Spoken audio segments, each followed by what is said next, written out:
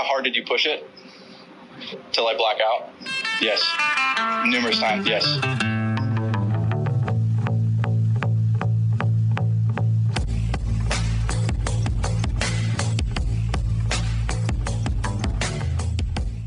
What's happening, Municipals? It is Ashton here, and this is very much not my show. I am here to, a la J.D. Lindert, be the conductor of this train, but this is certainly not my train. Good friends, Troy and Marcus Parham, not Marcus Chang, shout out Marcus Chang, recently did a trip to Atlanta and the surrounding area. We'll kind of wait to talk about the courses that they went to, but I am mainly here to kind of ask questions and listen along with you. I guess a quick intro. Marcus, have you been on the podcast before? Yes? No? First time. Okay, perfect. Well, we always kind of give the people a sense of just a little bit about you, and also secondarily talk a little bit about your golf game. Yeah, sure. So just like you, Georgia boy, born and raised in Georgia, grew up there. Moved out to San Diego when I was 25. I'm 35 now. Woof. So been out in Southern California for 10 years. Had the pleasure of moving up to Ventura County about 3 years ago. Made quick and fast friends with Troy here, and just kind of got shepherded into this whole scene and this whole group with through him. So glad to be here. It's been a lot of fun, especially with shout out the cookout and all the boys there. So this will be our third year going into that. Mm-hmm. Fourth. Yeah. Oh, yeah. Fourth annual cookout. Yeah. Hot Dog's still looking for a W, but that's not this podcast. Hey. Big Chris isn't upset about it. It's fine. Okay. He's bring back the turnover chain. Come on now. Bring back the turnover chain. How do I do? Marcus, talk about your golf game. Do the Robin Williams as a hot dog? Is that what we're doing? If we're just doing impressions? Sorry for everybody listening. Of course. Turn on the video. I just did an impression of a hot dog. It's the coolest thing ever. Yeah. So golf game, I've played my whole life. My dad started me out. My dad was a scratch handicap for a long time, and of course he wants his little boy to come in and play with him and just kind of be a bro for life on the golf course. So he got me out there when I was a kid. Played with him my whole life. Played all 4 years of high school golf. I actually played baseball and golf were my two main sports growing up. And then once I got to high school, I don't know if it was the same for you, Ashton, but at least at my high school, baseball and golf were both spring sports. Mm-hmm. So once I got to high school, it was like you got to pick one. They wouldn't let you do both. So I chose golf because I wasn't a fast runner, and I got hit a lot at the plate. So I was like, fuck that, I'm going to go golf. So played all 4 years of golf, and then I went to college. Didn't play a lot through college. Handicap in high school was probably around a 4 or 5, and then obviously dropped off, not playing a lot later in life, and then moved out to Southern California, and it was just like, what better place to play golf, every single weekend, especially as a single guy living in San Diego. So I just kind of took back to it, fell back in love with it. Was playing all the time. Got my handicap probably down to a 3 at the lowest point. And my dad I had never beaten my dad before. And then he came out his first time coming out, I played for and just practiced my butt off for 6 months straight. And the first time he came out to visit, we probably played 6 rounds of golf, and I won. I beat him in 5 and tied in the 6. He never beat me. So. Whoa. Yeah, so that was fun. He was, we had a good time with that one. I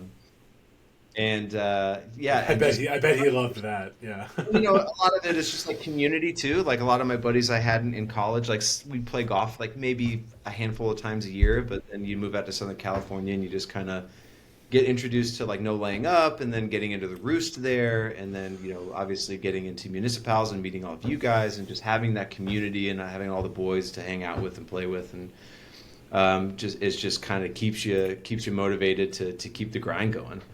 So it's one of those games where as long as you take care of yourself, you could play it until the day you die. So you may not like what you're shooting when you're 85 and still out there on the golf course, but you can play it forever. So that's really, especially at this point, one of the most appealing things. And just the relationships that come with it are just you can't beat it. Yeah.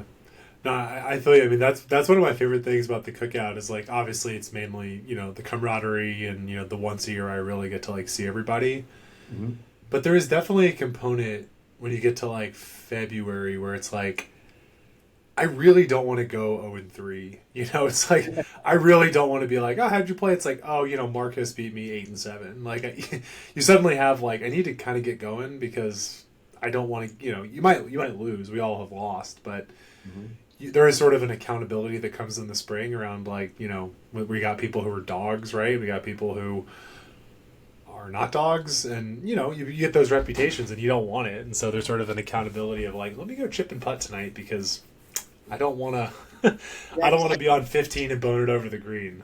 Yeah, and like I think I was about to say, or you do want the reputation, but I think no matter which way it goes, you don't want it because it's like, okay, this guy's like not you have a reputation of not being a dog. Obviously, no one wants that. Or you have a reputation of you are a dog. Like, I don't think anyone wants that either, because then you have the added pressure of like, okay, yeah, by the time March, April rolls around, you're going to have to start getting your game in shape because you have to perpetuate it. You have to keep it going. Or if you're Troy, you have to start practicing your hole-in-one game because you can't go. I mean, you have to at least make one every year. No. Or I just have to start saving and have a little bank account set off to the side so that way I'm not buying beers again for 35 dudes or whatever. It's wild that we've had multiple hole-in-ones. The probabilities of that on the same hole, like, yeah, just crazy. Absolutely crazy. Was it the same hole? Was it 16? 16. Yeah, wow. Juan, but it was probably the same when hole. Juan, I think when Juan got his, it was like that back left pin, right? I believe. And then mine was that middle one. Yeah. Where, because, mine just hit off of the bunker and then watched it go in. But we're not here to talk about the cookout. Troy? Yes. No, mine was in... mine was in Saturday best ball. It was me and Adam Goldstein, which also, crazy enough, Adam Goldstein was also in Juan's group the year before. And then... he's due for one. Yeah. And then Jesse and Brandon Christensen we were the foursome, and it was to keep our match alive. So we had to win that hole. We were basically dormy, so I had to win that hole, and we won it. And I can't remember who we pushed or lost the round on 17, but it didn't matter. I was like freaking rolling at that point. So that's awesome. Hell yeah, it was good. Well, the cookout we'll talk about. It's all coming out soon, but yeah, Atlanta. Well, why don't we do this, Troy? Like, we're obviously Marcus and I have our own perspective. Your first time to Atlanta, like, just give us your what'd you think? Just overall thoughts, so we can kind of dive in deeper to what y'all did. But how did you experience Atlanta? How did you like it? No, I loved it.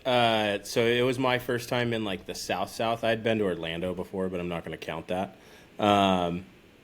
So that was definitely different. It was pretty cool. My dad was actually born in Atlanta, and my dad was a part of a military family, and then I think they lived there for like a year and then moved to upstate New York. But it was kind of cool to like go to where my dad was born in Atlanta, and be in that city. But we literally landed, got picked up, went straight to the Braves game because that's just what we have to do is as baseball sickos.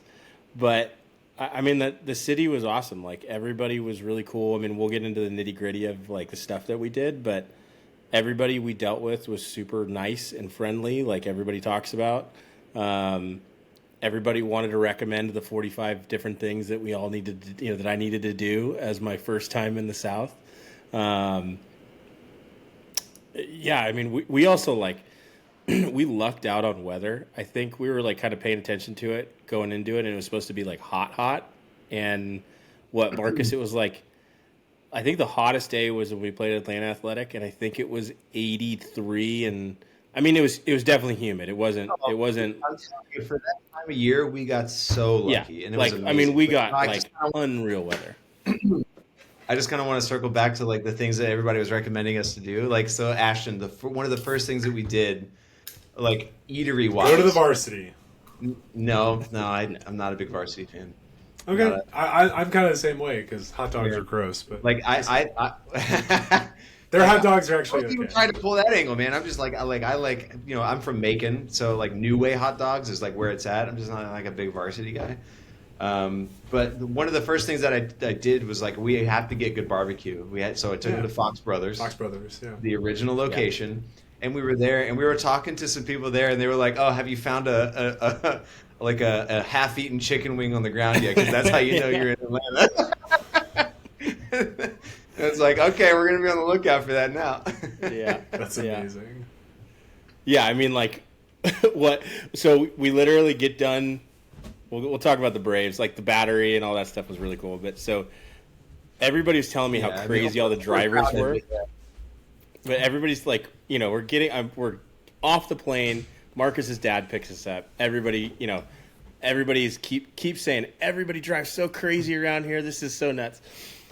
We're like 2 minutes onto the freeway, and this dude like flies by us on one of those little 3-wheeler, like I don't even know what they're called, like T-Rex things. No helmet, dreads flying out the back, just zipping through traffic. And I was like, okay, that was pretty interesting.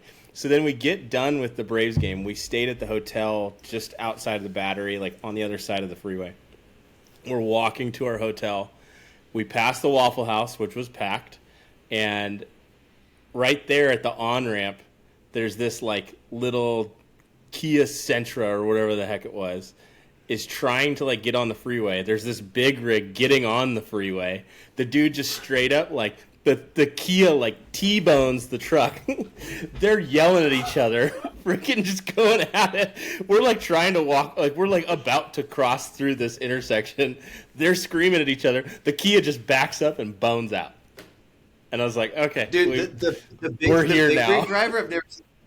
The big rig driver literally throws it in park, and then he like gets out over his like passenger side window to like yell at the Kia. And I'm like, I mean, I lived in Atlanta for like 8 years, and I never saw that. That was a first. I was like, Troy, you're getting the full experience here, pal. Yeah, because everyone everyone always said. Like one of the things that drove me out of Atlanta was like the traffic was just like unbearably bad. Like I worked in Midtown. I lived in much worse now than it was. And even at that time, this was what 2014, 2015, when like my last 2 years there, and I was just like, I gotta get the fuck out of here. Like it was absolutely insane even then. And like I was working in Midtown and living in like Marietta or Kennesaw, depending on the year. Oh, dude, that's brutal.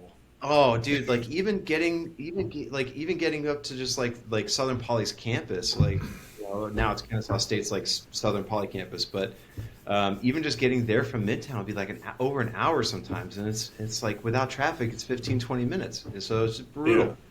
Yeah. So then I came out here, and like now that I'm like in the LA area, I think it's like pretty comparable. People are always like, "Oh, LA traffic's the worst in the world," and I'm like, Atlanta's pretty freaking bad too. It might be worse. It's LA, Atlanta, Houston in no particular order. They all suck. Never been to Houston. They're all biblically bad.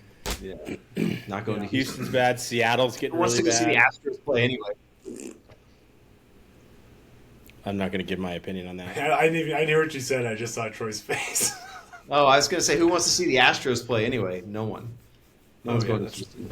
Totally. Oh man, I love that Carlos Correa is back. Cheaters. Nobody ever. You want to go bang on some trash cans? Let's go.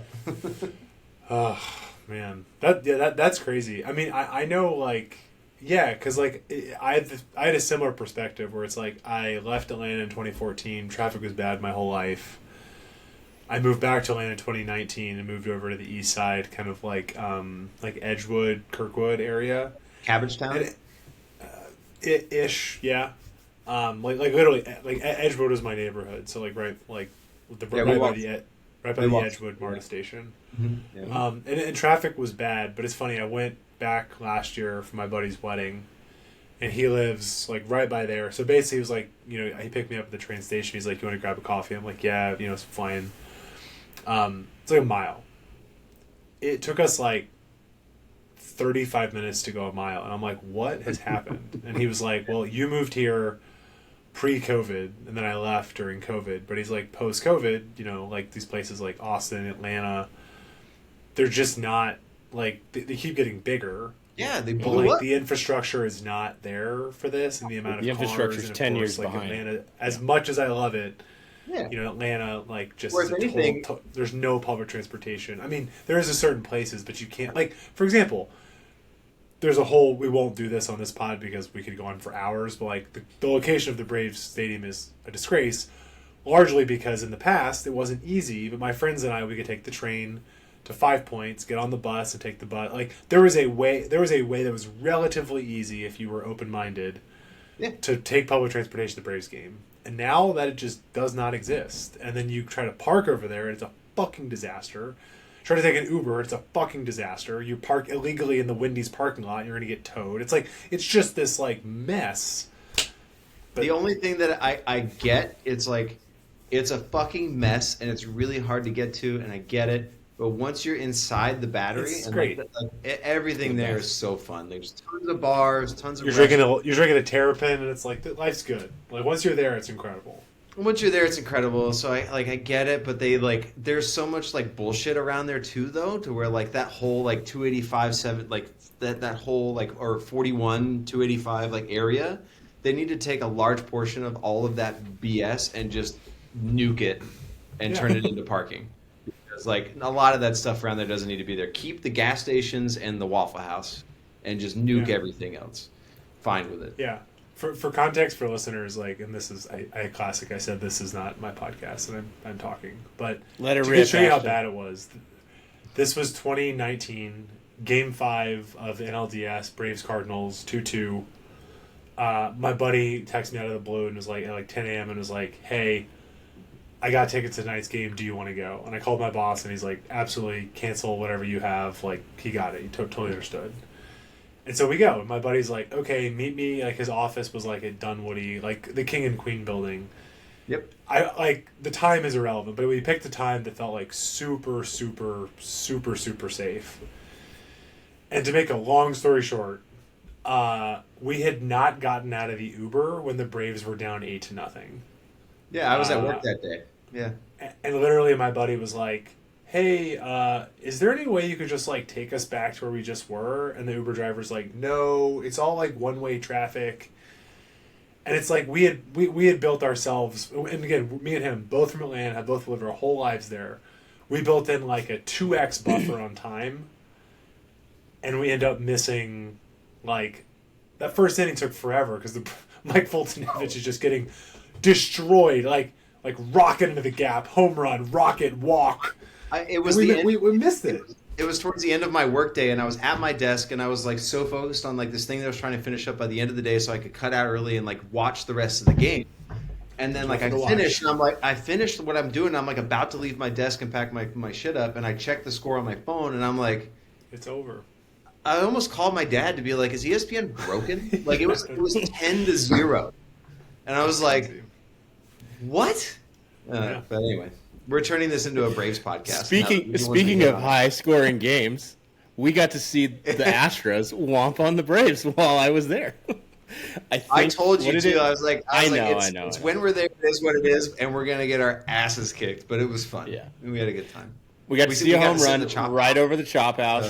So awesome. Yeah, I mean, like the experience is awesome. I hate the Astros more than anything. And of course, it happened to be the weekend we were there. And what did they win? I think it was like 8-2. Oh, and I think they scored 3 runs in the first 2 innings. Like it was pretty bad. But honestly, one of the best parts was like we got to the chop house. We sat down. We got some beers and some food. But like all the other fans are, because we're in Georgia, so a lot of the other fans around us are also Georgia fans. So we're watching the end of the Georgia game, where we come back and win. Georgia, Tennessee. And like, what's that? Oh yeah, so it was Georgia, Tennessee. So like we're in overtime, and everyone's like, I have it on my phone. My dad has it on his phone, like 4 seats down. That's awesome. And everybody kind of like gathers around, and like sitting behind us, we're in one of like the lower rows of the chop house. Yeah. And like we're all going, like the Braves are playing right in front of us. Yeah. But no one cares. Like everyone's like watching the Georgia game on the phones, and everyone's like, "Oh, what happened? Oh, it was a first down." Oh, and like it was so fun. And then Georgia ultimately like pulls it out. You know, they win. The Dogs take it, and everyone starts barking in the stadium. Yeah, it's pretty sick. It's just like, all right, Yeah. we know who owns this town right now. Well, I was gonna say, Yeah. for people who don't know, there's a famous Mark Bradley quote in Atlanta that I think about all the time. This was in like the 80s, I don't know, but this is like the tagline. It was like, Atlanta sports are Georgia football and whoever happens to be good at that time. And it's really true, where it's like when the Falcons were balling, oh my God, Falcons win the Super Bowl. I can tell you, someone went to a Falcons game 2 weeks ago where they got their ass kicked by the Dolphins. Nobody gives a shit about the Falcons right now. When the Hawks were super good, okay. And so it is funny where it's like, and again, like I do not want to gatekeep fandom, but like there's a lot of Braves, like you could not get a ticket to the Braves playoff, World Series and stuff. I'm like, were you guys watching when like Adonis Garcia was batting third for the Braves and they were losing like 118 games? Because I was. And again, I'm not acting like I'm a Falcons fan or a Hawks fan. I'm not. I pull for them. I really don't care. But it is funny where Atlanta, like, it's Georgia football. Sorry to Georgia Tech. But it's Georgia football and whoever happens to be good at the time. And that is the story. Well, that was the funny thing that day. But that was the funny thing that day. So that was Georgia, Tennessee, and Georgia Tech, Clemson. So we pulled into the Battery. I think we walked into like Yard House or something first, right as the Georgia Tech Clemson game was finishing. So like again, that was kind of a split crowd already in there. And then the Georgia game starts.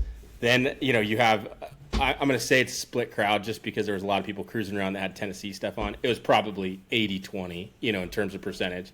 But there was a lot of Tennessee fans. So then we get into the stadium. Georgia wins, and then everybody starts barking, and then the announcer's like, "Oh, and Georgia Tech pulled it off," and like 4 people were like, "Woo!" and like nobody cared. It was pretty funny.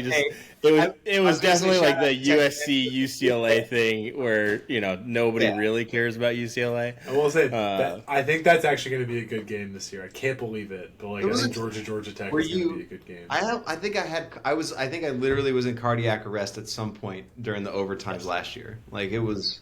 I think it's going to be. It got to the point where I stopped caring because I was like, "This is preposterous." Like the fact that this game is going to end on a 2-point conversion off is probably the dumbest thing ever. But also again, sick. That's a whole tangent. Yeah. But also, it's. Okay, more about Atlanta. It's like, what'd you eat? What'd you eat? What'd you drink? What were the highlights? Did you think the barbecue was good, Troy? Did you think it sucked? Yes. What do you think? So no, yes. 100%. It didn't suck. Yeah. So Fox Brothers was great. Yeah, Fox Brothers. You said yes. I was like, I asked 2 questions. I'm not sure which one your answer was. It was amazing. So we can kind of just go through it from we don't want to spend too much time on it, but like from just start to end. Like we're at the Braves game. It's obviously media. This is a Saturday. I'm assuming if it's a football game, Yeah. you all arrived on a Saturday. Yeah. So it's like we don't really hit any staples that day because you're at the Battery. You're just kind of eating whatever's there, hot dog here and there, whatever, and then.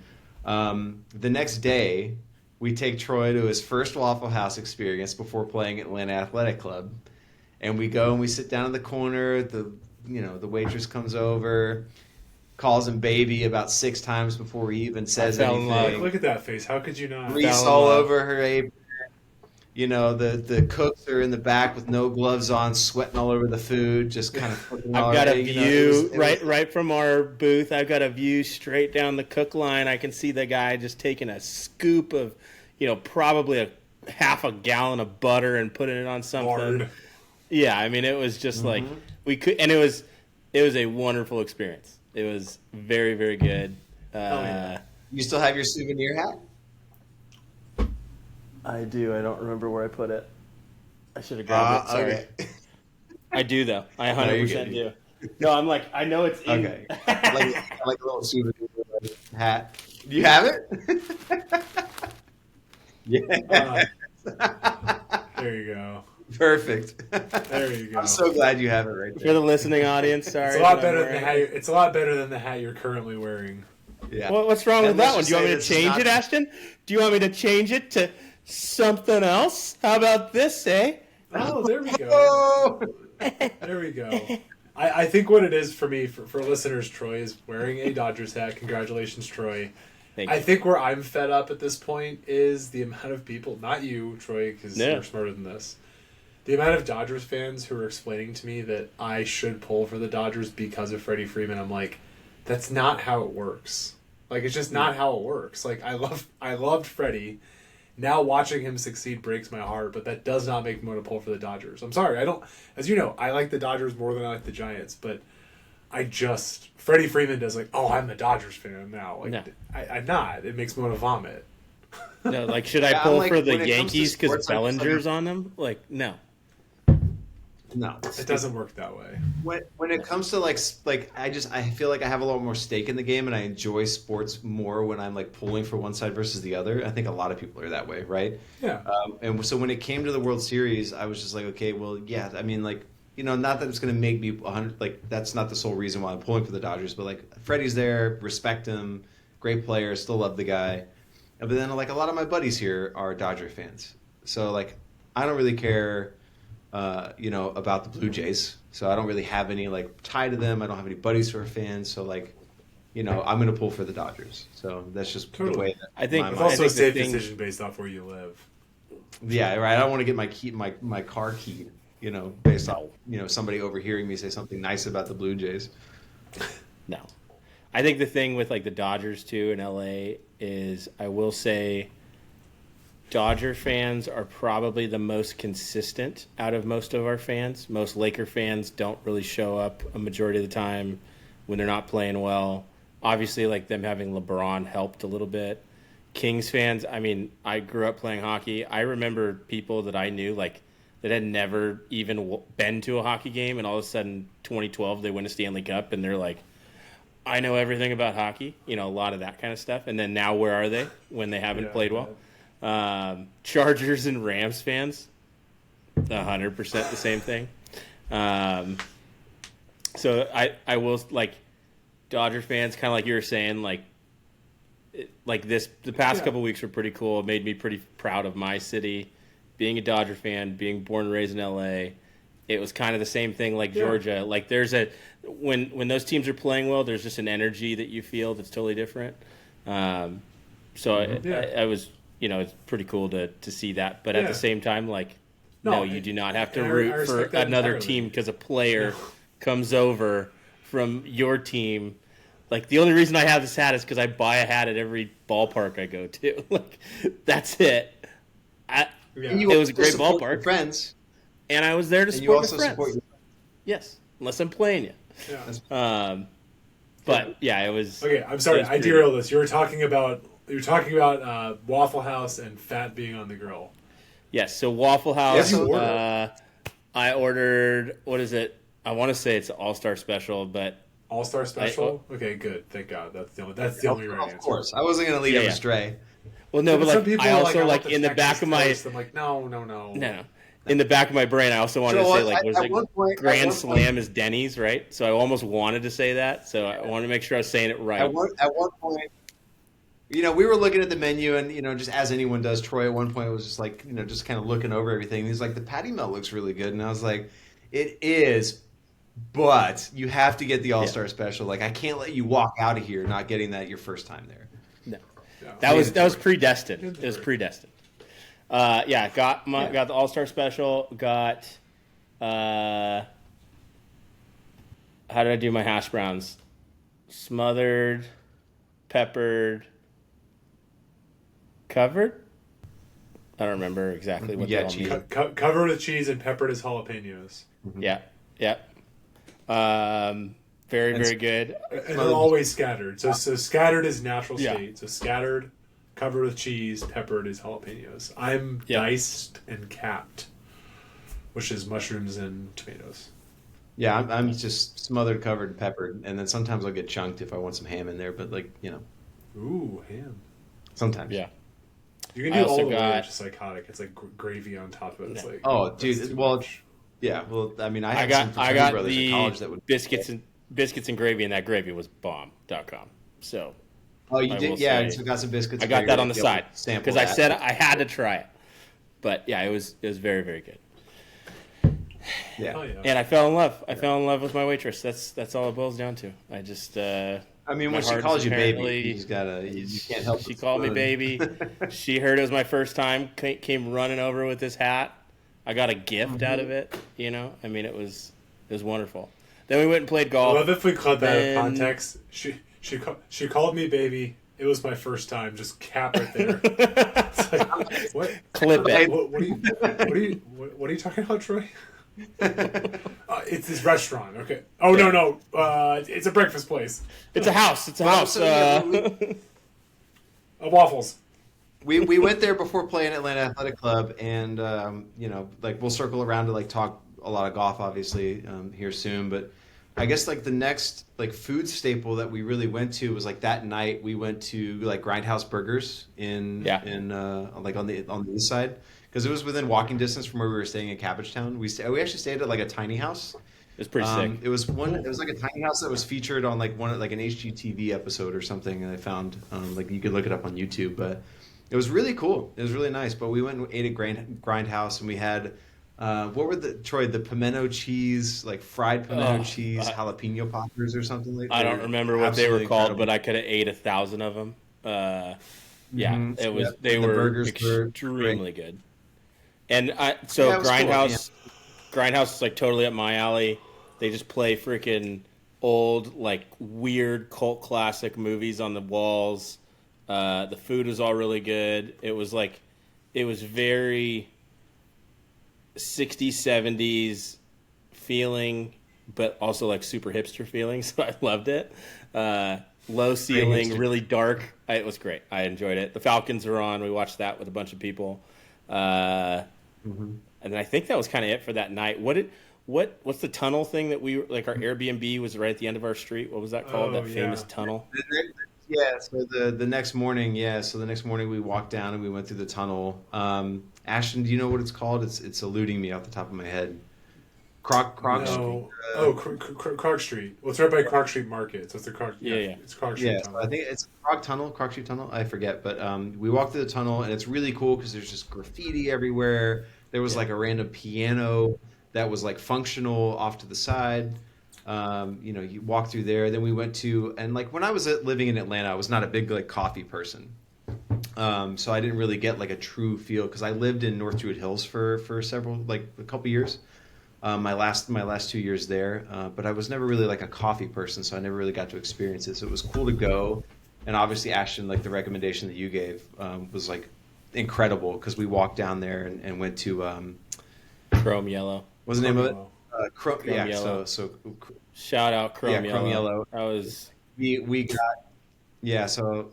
got like flights of cold brew and like sampled a bunch of the different stuff. It was like Tell the people about like I'm forgetting what was some of the flavors. Sounds insane. Troy got the flight. Yeah, I got the flight. The flight was like just a normal nitro cold brew, which was very, very good. The second one was like there was a maple. vanilla. It was like vanilla. What was it?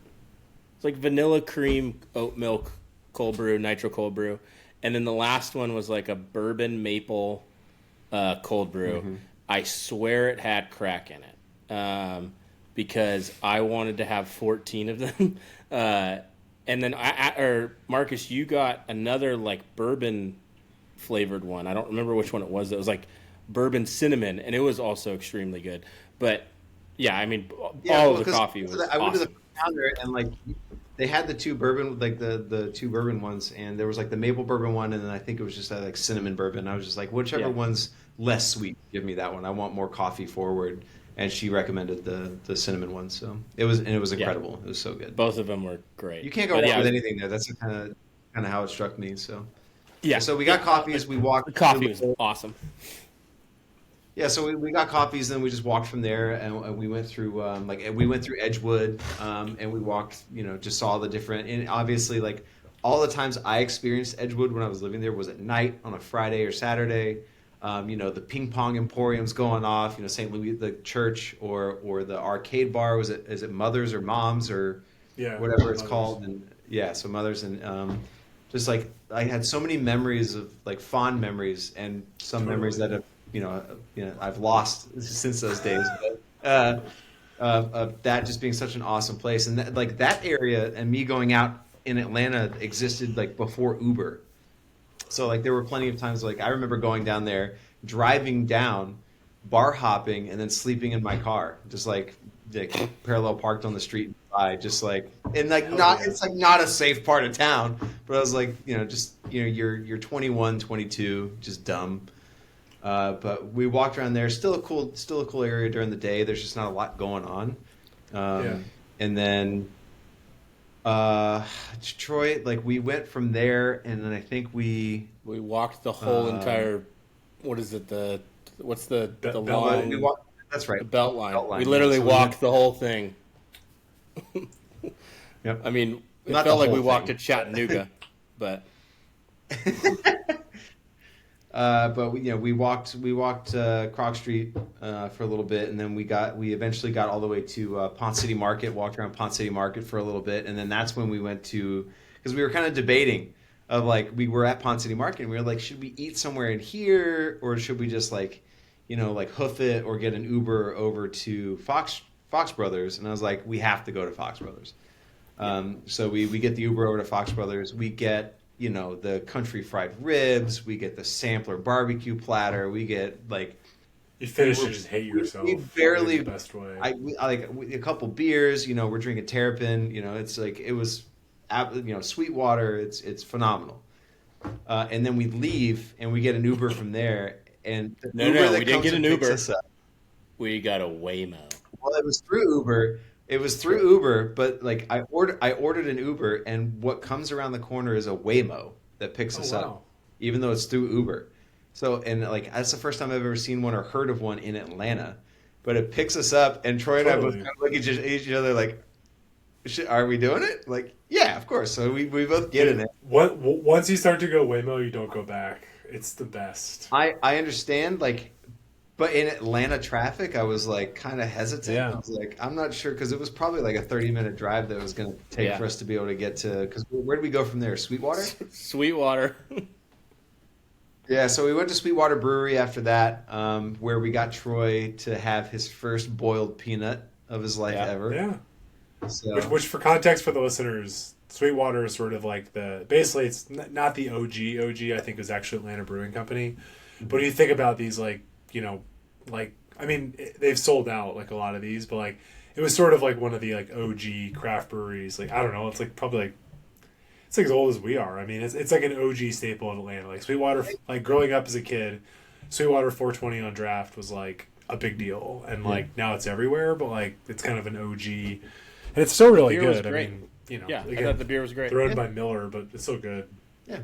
It's kind of like Ballast Point for San Diego. It's one of those staples that's just like where it's or like Stone Brewing. It's just like the big name for the city. Mm-hmm. Well, it's like Tarantula Hill is through Stone now. Like and not to say there aren't better beers that you can find. It's just it's just the big name out of there. So, but the brewery, I mean that brewery was sick. The Rainbow Trout is great. I wanted to buy every piece of merch in that whole entire freaking building. Like that was again totally up my alley. But the brewery was sick. Like the whole tasting room area there was like massive. I mean, it was a great experience at a brewery where not a lot of breweries are like that. Like they're not customer forward. They're more like, here, buy some beer and get out of here. They wanted you to hang out there, and like and our bartender was great. Like everybody, the whole thing was great. Boiled peanuts were cool. Definitely a thing. I liked them. I don't know if I actually liked them, kind of thing. But we'll get back to boiled peanuts. I know exactly what you mean by that. Yeah, I think you guys are both lying through your teeth. If you don't like boiled peanuts, I mean, come on. But see, liar. Some people take this the wrong way. If you'll appreciate this, Marcus.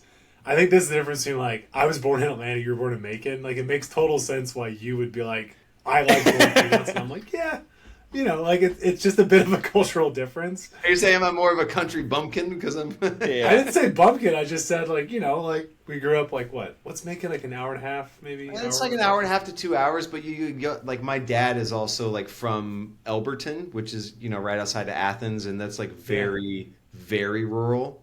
Yeah. So like my dad has a super thick accent. Everyone in my family does. They're very country. Like I grew up, like we would go to my grandmother's and stay, and like she was up in the morning making us, you know, homemade, buttermilk biscuits in the morning, and like So in the good, I afternoons, me and my cousin would go out to my uncle's farmland. My aunt and uncle owned it's like 150 acres of farmland, and for a long time it was cotton, now it's soybean, but like we would go out there and we would just walk through the fields, you know, picking up rocks and throwing them into the front of the backhoe, and then our reward in the afternoon was to eat boiled peanuts and swim in their swimming pool.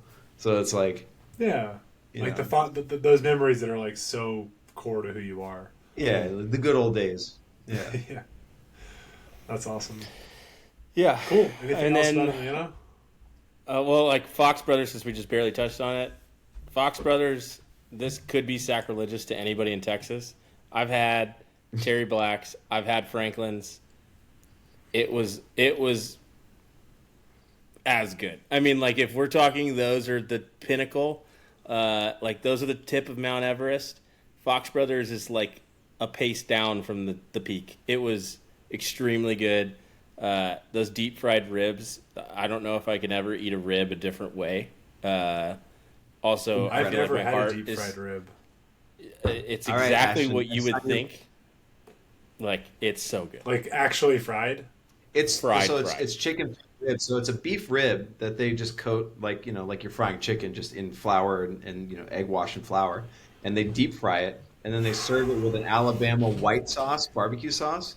That's like very vinegar forward. Sounds super healthy.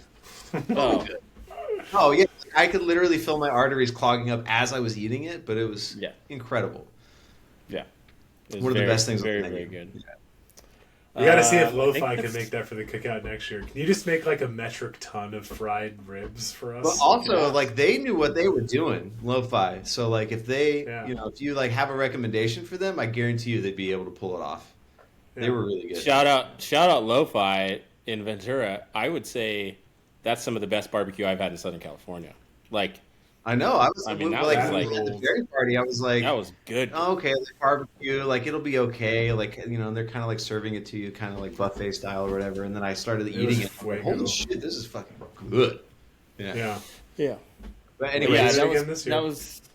that was kind of it for Atlanta. That's A pretty couple much couple other major things that we checked off in Atlanta, and then we can get to golf. Racetracks and QT gas stations are superior. Rule. goated. Yeah, literally, Marcus Ice. is like, no, Ice. like we're on our way to AAC, and he's like, no, I want to stop by a racetrack. I just want to go to a racetrack. That's the only thing I want to do. I was like, why do you want to go to a freaking gas station? That makes no sense. He's like, trust me. And we go in there. I don't think I've ever been in a cleaner gas station.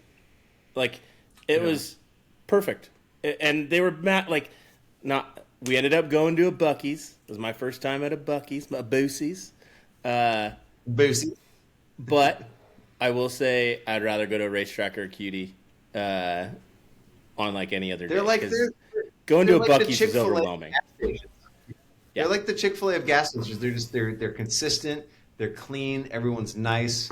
Like it's just like you don't Yeah. like. And I love getting the gigantic plastic cup with good ice, and it's like 89 cents full of like Mm-hmm. Diet Coke, and you're just like, I can't drink all this without having to It's- pee every 5 minutes, but I want to.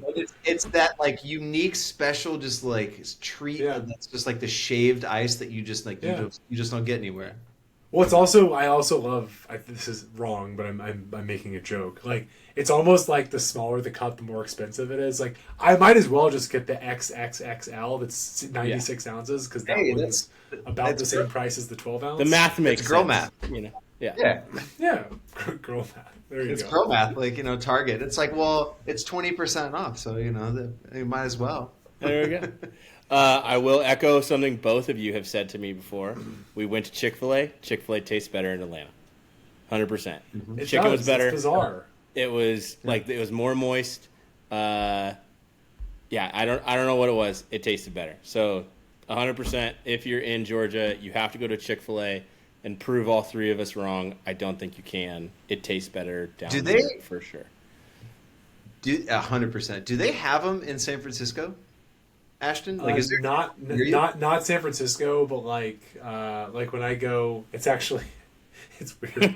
It's like I don't know Dom's address, but I know that Dom lives off of Whipple Avenue because there's a Whipple Avenue Chick-fil-A in Redwood City, and every time I go to that Chick-fil-A, I'm like, well, Dom lives like a mile that way because I pick Dom up a bunch like when I go play golf with him. So like within 30 minutes, yes. Yeah, but it's not as good, right? Like you just don't, you don't really have any like desire for a California Chick-fil-A. It's not. I will say I actually still do because like to me it's nostalgic. Sure. And like there's so few things that remind me of home. Like the barbecue in San Francisco is not good. Like there's very few things that like remind me of home that way. One nugget for people if you're going to Chick-fil-A, my buddy Mac worked at Chick-fil-A for a very long, like high school, college, like a long time. The tidbit at Chick-fil-A is if you modify your order in any way, they make it fresh. And if you ask for fresh fries, they will actually drop fries for you. So like my thing is, because I mean, I like tomatoes and I love their pickles. If I get spicy or whatever I get, I always get it with tomato and then extra pickles, which guarantees a fresh sandwich. So I'll do like number one combo, add tomato, extra pickle, fresh fries, and it totally up levels your order because like the fries are like new, you touch and it's like nuclear hot because they're right out of the oil. Same with the sandwich. So always modify at Chick-fil-A because that's how you guarantee a fresh sandwich. If you just order a number one, you might actually get 50-50. like a sandwich that's been sitting there and you can tell. But if you modify in any way, you'll get a fresh sandwich. So, and that, kids, is advice you can have for the rest of your life. Yep. Yeah. Carry that forward. And because they're nice, they're always going to be like, "Are you fucking kidding me? Fresh fries?" Like they're like, "Okay, yeah, like awesome. You know, kind of behind the paywall." You're not going to feel bad about doing it. Like sometimes I'll be at an In-N-Out and I'm just like, "Can I get my fries well done?" And they're just kind of like, yeah, In-N-Out's great, but sometimes I can just feel the disdain from them. Just like, okay, like, yeah, Chick-fil-A never get that. I'm not trying to kick an anthill here, but like I think In-N-Out sucks. But that's a totally different podcast. I'm actually with you on that one. So. Yeah. That's fine. George Boyce. I think it's superior. It's fine. You guys can think whatever you want. As long as we all agree that Whataburger sucks, that's all that really matters. Yeah. I agree with you on that one. Yeah, Whataburger's terrible. And White Castle. White Castle's trash. I don't know. I don't even think I've even had a White Castle, but I don't think it's worth my time. Because what we had in Georgia was Crystal, and Crystal's also terrible. So like. Yeah. I did think the small burgers were like fun when I was like 12. I was like, ooh, but then you actually eat them and it's like this just isn't that good. Yeah, it's not good. Yeah. God, but yeah, I think that was pretty much most of the like the Atlanta stuff. So the last thing that was pretty cool. So again, the whole trip was a golf trip. Now we get to talk about the fun thing that everybody wants to listen to an hour into this pod. But we got to go hang out at Marcus's dad's house in Elberton. Really cool little city.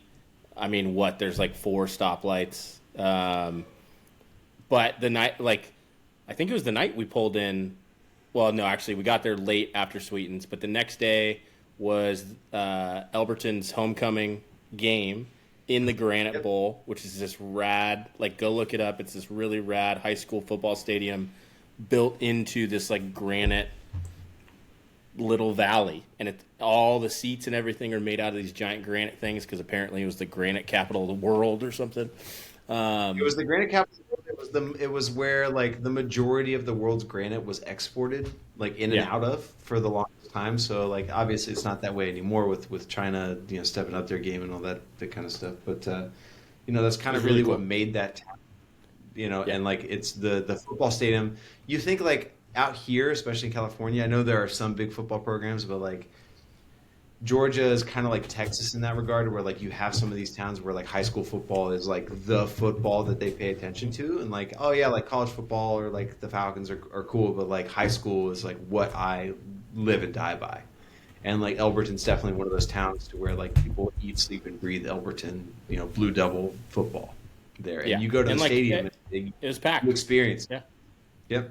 It was really neat. Like, I would say at any time you get to go somewhere, go to a local game, whether it's a freaking minor league team or a high school football team, like do it, because that's where you see the people that are there, especially like in a small town. But yeah, I mean, like Marcus said, we went to dinner before and everyone in the restaurant had a Blue Devil shirt on, and like none of them looked like they had kids playing. Maybe their grandkids were playing, but like, it was definitely an older town, but it was pretty neat to see. Like, what's the population of Elberton? Probably 10,000. No idea. Sometimes it feels like 10. Yeah, but yeah, we got to do that. We got to hang out on his dad's boat, fish a whole bunch. Which anybody that knows me, that's my other hobby outside of photography and golf. So that was great. We did. Yeah, you caught a fish before I did, you jerk. Sorry. And that lake was beautiful. What's that lake called, Marcus? Do you remember? Lake Russell. Yeah, right on the borders, South Carolina and Georgia. So yeah, it was really neat. We got to watch a lot of sports, hang out. It was a nice couple days. But now we get to talk about golf. That's the thing that everybody actually cares about. Yeah, and there's just like my dad's hometown. It's it was the house that he grew up in. I think Troy, you stayed in his my aunt's old room. I was staying in his old room. He was in his mom's old room. It's just like it's a generational type place and a lot of memories there. And it's just kind of one of those areas where you go to, and it's you even if you go try to get like an Airbnb like by the beach or something in Southern California, you just can't get that anywhere out here. You go and you have all this land to yourself. You can step outside and just take a breath, and it's just all you hear is nothing. Mm-hmm. Or at night you're sitting out on the back porch, and maybe you have some music going, maybe you have nothing going, and maybe you're listening to the rain hitting the tin roof, or maybe you're just listening to the crickets. And it's just a really nice place to just kind of breathe for a while. So it's really special. For as long as my dad's alive and still living there, I'm gonna really enjoy going back there and staying there for at least a couple times, hopefully at least once a year. Recharge the batteries for real. Yeah, it's awesome. For both of us, it was major. Yeah. All right, now golf. Let's get golf. Get to the fun. What's this podcast about? I have no idea. We've lost at this point kind of everything. Yeah, kind of everything. Which is the best part about it. We might as well circle back and jump into what Atlanta Athletic Club was the first round, right? So whole point was to get out there and golf for another golf course we'll get to, Sweetens Cove. It was awesome. But thanks to some hookups from somebody on this podcast that knows some people, we were able to get out to Atlanta. Yeah, Ashton. We were able to get out on Atlanta Athletic Club on the Highland course, which is a major venue, Bobby Jones home course. I mean, Ashton, what other accolades can we talk about this place? Because it's freaking awesome. I don't know. You tell me. Yeah, so I think people know, but so my dad's a member there. Of course, my dad chooses to join a fantastic private club with a great a world-class practice facility when I'm gone. The best practice facility. Yeah.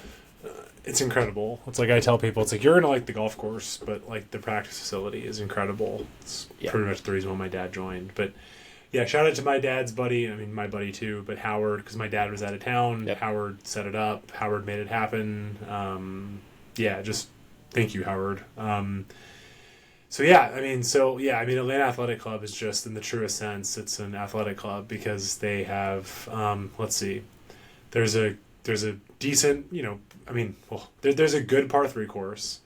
There's a, major championship Highlands course where, David Toms, Nelly Corda, Keegan Bradley, have all won. And then they just redid the Riverside course, which is it's like objectively more fun than Highlands, because I'll let y'all talk about it, but Highlands is very much what I think of as what must be. I mean, I know this because of what's hosted it, but like it's the classic PGA Tour course of why I think those guys play really well there and why we don't. Is it's an execution test. It's very like hit it here, don't hit it here. Very penal if you miss. I think I forgot the number, but there's a rock wall with water on more than half the holes, and like if you're not hitting it well, you're gonna find that a lot. You can shoot 1,000,000 out there. Mm-hmm. But it's a really good test of like if you're playing good golf, you'll get rewarded, and it's really, I don't know, it's just kind of like fun to play a course like that. But then they have, like we said, they have a world-class practice facility where they have a two-sided range. One side has multiple tiers of grass. They actually have like AstroTurf. You wouldn't, I mean, not that it matters, but they're like AstroTurf greens you can hit into, so you can actually like not just like aim at like a blob, but actually you can actually kind of aim at a green. I don't know the number, but like a lot of greens, a lot of like practice areas. The craziest thing is there's actually an area on the back, which y'all probably didn't see because that's like on the member side, where there's like a very crazy undulating green, and there's balls at every like 5 to 7 yards. So if you go play and you're like, damn it, I didn't break 80 because I had 52 yards to a back left flag, and you can actually go practice that shot, which like that like blows my, like I drive 35 minutes to go to a very average like driving range, like to have the ability to like, I want to go practice 52 yard spinners to a back left flag and just have like a pile of balls and just be able to do that. What a gift. And I mean, it makes sense, right? Because like I think like my dad says, you know, the Ford brothers are members there, so like my dad's played out there before, and like the Ford brothers are like the group behind him, and I think David Ford is like in the Utah event was like T3, you know, was on PGA Tour U. And they literally go to Highlands and go all the way to the back of the back tee box, which is like 8,000 yards, and are just trying to get their teeth kicked in because they're trying to be, they're professional golfers. But then, of course, the other thing, too, is because it's an athletic club, they also have Olympic-sized swimming pools. They have a huge tennis facility. So that's what's interesting is when there's like, I won't get into club dynamics on the podcast. I can give you guys some nuggets after. But, you know, but when there's like a vote on like something golf-related, that's great. But you also need all the people who don't give a fuck about golf and only care about tennis to also be on board. Or there's people only there for swimming. And so, but I think y'all can attest to it. It's just like an expansive facility. It's a massive clubhouse. Yeah. You know, the workout area is crazy. So it's a really popular place to be a member. Well, I'm going to be a dick for a second. Like, in that area, there's really nothing to do. Like, my dad, like, they like living there somewhat, but, like, they eat at the same, like, 3 to 4 restaurants because, like, there's not a lot of culture. It's, like, way, way, way, way, way outside of Atlanta at this point. So if you live out there, a lot of people join AAC and their life, people normally have kids and they revolve their life around, you know, their kids' school and the club. But it's so expansive that, like, if you are excited to, like, play golf, swim, play tennis, I mean, it's like Disneyland for that. Yeah. And what's wild to think about, though, is when that was originally built with Bobby Jones, that was, like, way outside the city. And now, as y'all saw, I mean, like, traffic out there, like a lot of people live out there, and the traffic is insane out there. So it's wild to kind of see how it's changed over time. But the biggest way to put it is it's just a really impressive facility. And if you're a golfer, I mean, to have, you know, a quite literal world-class golf course, a really hard but really fun golf course, a par 3 course, and a world-class, you know, practice facility, everything you could ever want. Yeah, I mean, it's all world class, but it's also just historic. I mean, that's the cool part. Yeah. It's all the history that's there. You're walking through the clubhouse and you see all the different, you know, you see all the Bobby Jones stuff. You see Keegan winning there back in the day. Like, it's all just like it all just kind of hits you as you're walking through there of just like how historic this place is. And like I played it in a high school tournament back in like 2007. And then to be able to go back and play it and re-experience it this thing that long after was like really cool to be able to kind of go back through and like, you know, I had all these different moments from that round that came back to me, and it's just such a historic place where it just kind of sticks with you. Yeah. Well, and it's a big boy golf course. Like, that's the best way to put it. Like, yes. nothing was gimmicky, nothing was goofy or felt unfair. It, like you said, it was just, hey, you have to hit the shot now, like, and if you don't, be prepared to double it, like that, you know. Yep. And Each in a million. yeah. I mean, for the Highlands course, obviously we didn't get to play the river course, but like, I was honestly, this is totally like side note. So Howard was supposed to play with us. He ended up having to back out because of a work thing, like last minute. So our buddy Steven joined us, and then Marcus's dad joined us. So we were a foursome of unaccompanied guests, right? Which, again, like my thought is at a club like that. Wasn't like, it after hey, like the member or something you said? It was like, the there same also, like, a big day event that as just their hung? member. Yeah. So like It's the kinda place was crazy you got freaking. out. In the afternoon of that, yeah. 100%. So the greens were insane. Yeah, it was gnarly. Like, it was a gnarly Green setup. placements were hard. Yeah. But Troy, have you put it on like Bermuda before? Because like that's when I go back home now. 'Cause I grew up on Bermuda. Not but real now Bermuda. on POA. Yeah. Well, it's wild. real. Like I remember the last time I went home, I had this putt. My dad was like, it's like straight down. It was like straight. It's gonna break my brain again.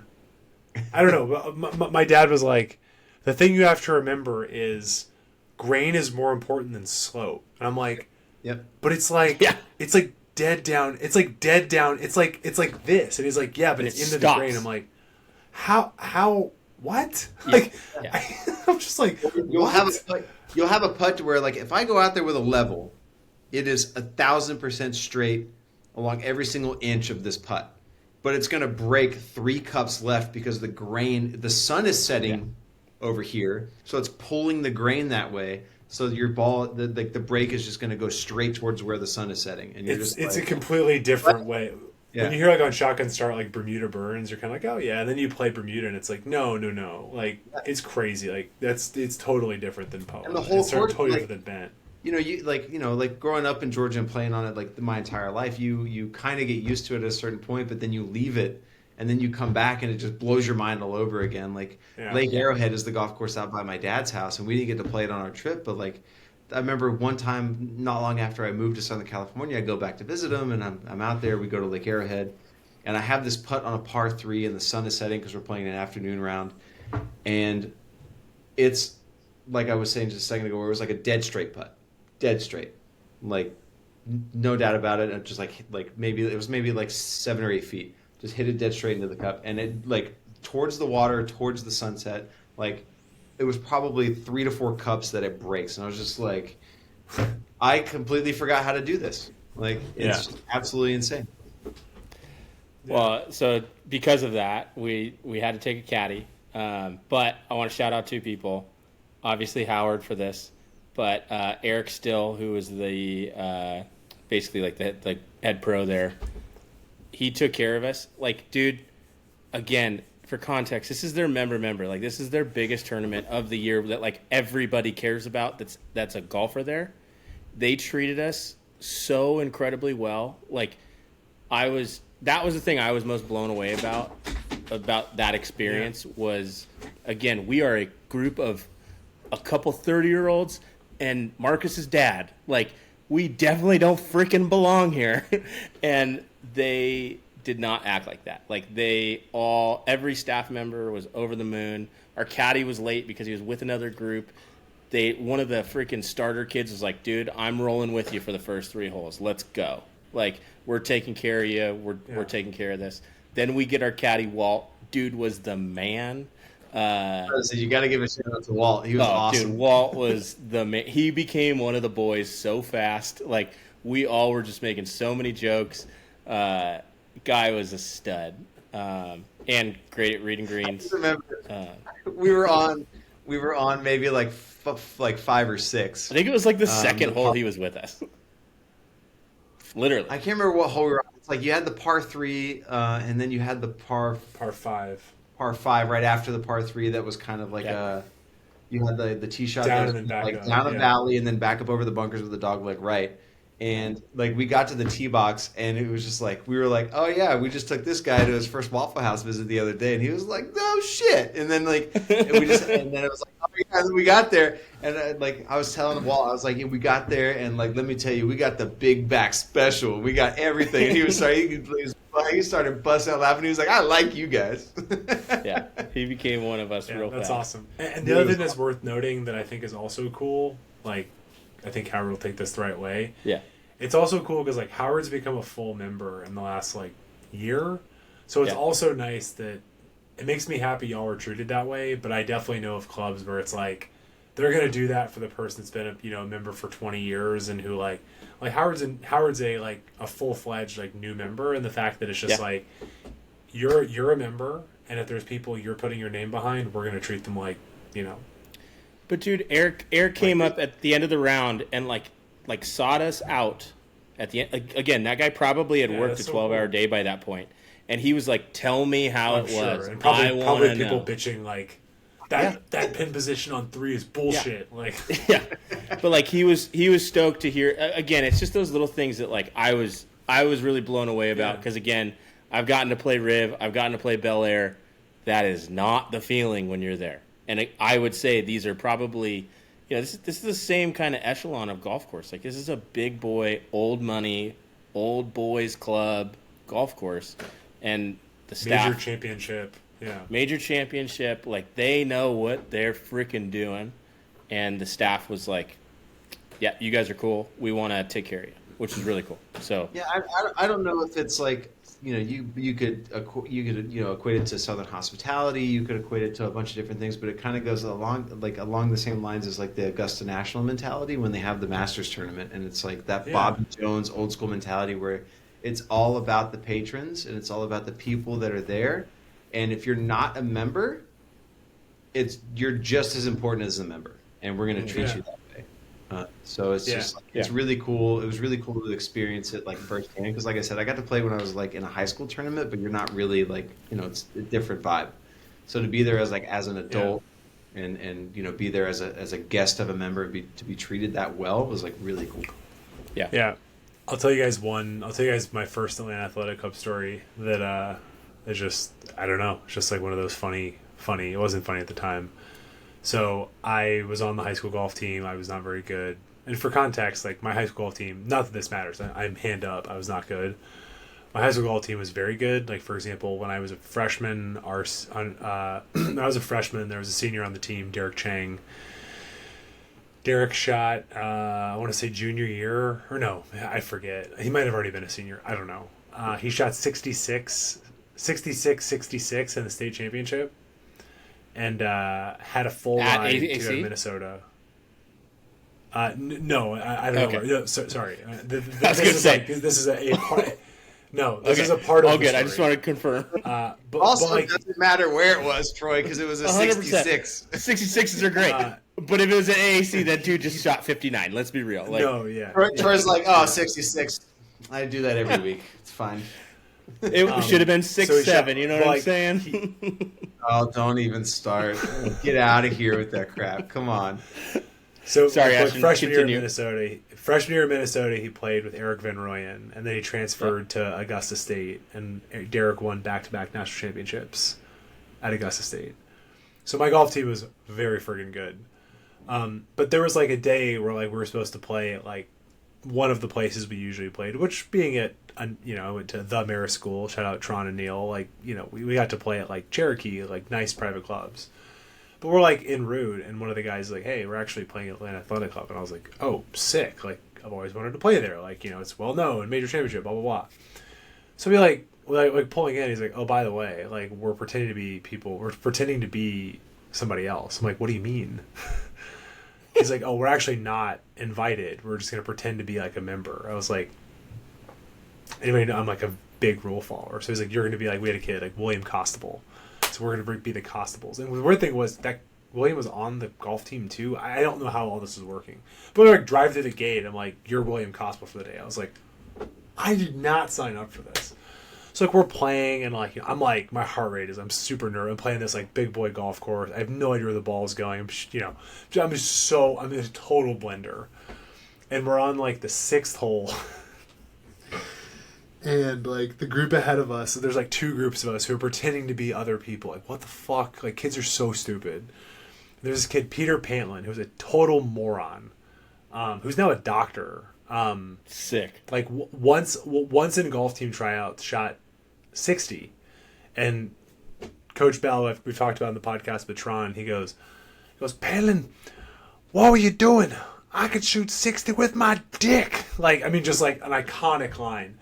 But so Peter Panlin's in the group ahead of me, and apparently like it was like someone had bought dip, and it was the first time like Peter had ever dipped before. And literally like I'm walking off the green, they're like on the tee box and he's over the ball. The marshal's like, and again I'm like, is the marshal going to be like, hey guys, what is he going to ask? As he's like, he stands up, and as the marshal's turning around the bend, he pukes all over the tee box. Yep. Just like projectile vomits all over the tee box. Did he Just swallow it? full-blown Sam I don't know. Sandlot Probably moment. it's his first time. He's Yeah. doing like long cut skull for the first time. Yeah. Pukes, and I'm sitting there being like, we're at like one of the most exclusive like private golf clubs in Atlanta. None of us are supposed to be here. He just puked all over the tee box. And I don't even, honestly, it was so mentally scarring. I don't even know how it resolved itself. I don't think we finished that night. I don't think we finished that round. But, like, my first time at AAC, I just remember Peter Pantlin, like, literally, it's like as a cartoon. Here comes the marshal, and I just see, like, all over the tee box at number 6 at Atlanta Athletic Club. So there's a lot there. There's Coach Bell. I could shoot, 60 with my dick. There's, Derek Chang. There's a lot of stuff, but I'm also definitely using that moving forward. Like, I could shoot 60 with my dick. 100% that's going to come up. We might have to make that a thing at Cookout this year. Let's make it a yeah, shirt. put that on the shirts. I could beat you 6 and 7 with. I could beat you 6 and 7 with my dick. Oh, here we go. Keith's like, actually, you guys aren't. Actually, you you're guys not aren't allowed to invited back. wear This is that not- here. This is not the ethos of what we want. No. Yeah. But I guess Anyways. just so we can make sure we actually talk about specifically about the golf. Did you guys have like a favorite hole? Like any holes that particularly stand out other than it was hard, which is usually what people say? I'll go. It's a fantastic golf course. Go ahead, go for I it, would Troy. say like God tier par threes. That I like. Yeah. I don't think I could say like one is my favorite, but every par The three two on the was back are so freaking hard and so good. But like just I was going to say 17 was just like... yeah, like 17 is just I love awesome. But like, 17. but all the par 17 and threes were so plus good. Yeah, both over the water. Oh my And God. Yeah. There's I water on all of birdied- them. I In birdied some ways. the David Toms hole or whatever. What You was did? that? 13, You- 14? Yeah. You made Yeah. you made an incredible putt to... No, that's it was that's two really great 16. shots. 16. No, not No, 15. No. 15. 15. 15. Yeah. Yeah. Yeah. It's I birdied 15, that. then 16 goes back up the hill, 17 is Yep. the par 3, and 18 is the par 5. Yeah. And 18 is an I awesome will finishing say- hole. Like, Yeah, 18 was absolutely incredible. What was the par? What number is the par 4 that's like a blind shot that's like way dogleg left down the hill? 11. That's probably my 11. favorite hole. That approach shot is so... 11. Yeah. You have like a 7-iron in your hand, and they put the pin over on the right side, and it's just begging you to hit it in the water. But then if you hit it in the bunker, you're probably going to make a worse score. Walking off there with a 4 is like, praise God. I play a draw, and that tee shot was just like I was chomping at the bit. Like I couldn't wait to hit that shot, and like I hit a great one, but it was just like, and of course I think I still ended up making double because I think I hit my drive was like all the way down the hill past the car path, but in the rough, and I think I caught a flyer into the back bunker, left my third shot in the bunker, fourth shot long, and I think I don't know 3-putted or something. Like, it was just like DNF. it was just like not. Based off of the great tee shot, I was not expecting that score, but that's just what that course does to you. Yeah. And then we get to I think it might have been 13. They were actually playing the tees up, and it's Oh, you drove it, right? Yeah, I drove it, and then like I missed the eagle putt a little low, but like made birdie there, and like but drove it with a 3-wood. Like they had the tees way up. That's Way played wild. this just I've like never seen it that way far up. up. Long Like, and feeling, every like, tee was way up. Yeah, and like I don't play a cut ever, but like I stood up to that tee box and I was like, it called for it because you have the super tall pine on the right side of the fairway, so you have to hit it. And I was like, well, my score's already like, it doesn't matter at this point anyway. So I was like, I'm gonna try to hit this like big like 250 yard like just smash cut 3-wood, and it was able to execute it. I think I still shot, I don't know, 90 something that day, but like. It was just like one of those shots where I was like, at that point in the round, I was like, I'm just trying to do something to where I can like think about this shot as I'm going to sleep tonight and feel proud. Yeah. No, it was special. Nice. Like it was a very special day. Like I said, like no notes. It was great. 10 out of 10. If you get the chance, do whatever you can to play it. It was one of those courses that's just like it's incredible how like you look back on it and you're like, it's actually like pretty simple but also very demanding, and I don't really know how to explain why. Yeah. Well, if you want to play and you're not an asshole, just ask me and I'll ask my dad. And if you're an asshole, then you're never going to come back. So it's very simple. It's actually pretty simple. If you want to play, just let me know and be a good guest. Yep. But since Speaking we're of guests, then we move. Even though this is a public golf podcast, we move north to another private course. Sorry, guys. We just like to fascinated play private places a whole lot. You know what I'm saying? Pine Valley. No. Yeah. Shout out Fabian. This little place called Augusta National. Have you played We're it? in It was nice. It wasn't the greatest time of year for it, you know. But I no, want we you got to guys to play talk about Lookout Lookout Mountain because I thought I've seen the pictures and I was like, I thought y'all were going to be like raving, but not to bury the lead. But it seems like you're not raving. So the first like it was. This is how it went for me. We get to the property and you're kind of driving in and you're kind of driving in like down 18 fairway and you're like, okay, this looks nice. You see the driving range and kind of like a little bit of the putting green that sits above eye level from the parking lot, and you don't really get a feel for any of it until you hit that like crescendo of getting up to the putting green and seeing number one tee box and like down into the property, and you see just like all of it kind of in front of you, and it's absolutely gorgeous. Like it looks incredible just from that view. And I kind of get wide-eyed and I look at the guys and I'm just like, this is going to be incredible. And for the first, Troy, like 5 or 6 holes, I was like, this is one of the best golf courses I've played in a long time. We loved it. And then we get to, 7 and I'm just like, fuck this place. It gets really gimmicky after that. Let's say, is it goofy golf? Like, is that kind of what it is? It just kind of gets into goofy golf. Yeah. Yeah, it's like... Who redid it? I know somebody who just redid it. Who did it? I want to say it's the guy that did Southern Pines, I think. What's his name? Southern Pines. We have this Google machine that can tell us. Ashton, are you looking it up? I'm the last guy about architecture. So, and from what I understand, it's Seth Rayner's last golf course that he ever designed. They had a lot of the template holes. I don't want to say I hated it. Like I don't want to sound like it was the worst golf course I've ever played. I am glad that we played it. I'm glad we went there. Was it a highlight of the trip? Sure. Like it's always neat to play a cool place like that, especially like a place that's has some history and stuff like that. It was my first time playing a Seth Rayner, which are very specific. Like they are a very specific type of golf.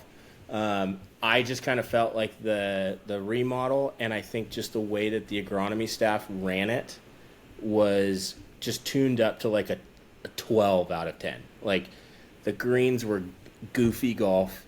The pins were insane on some of the golf holes. Like pins that like borderline I felt were kind of illegal. And then there was like 2 or 3 holes that I just got like, I think there was a hole where I literally looked at Marcus and I was like, this is the dumbest golf hole I've ever played in my whole entire life. And I think it was 13. Yeah. It was just like you're hitting up a hill. 13 so 13 was Ashton, it's progressively goofier, of course. For context. Also, real quick, just to answer this. So it was Tyler Ray, who I don't know, but then Kyle France, who's super Yeah. famous now. And Yeah, just he's like the one turned that it does up. Southern Pines. But also too, January 14, 2024, Lookout Mountain Club deemed best renovation national, like best renovation of 2024, according to Golf Digest.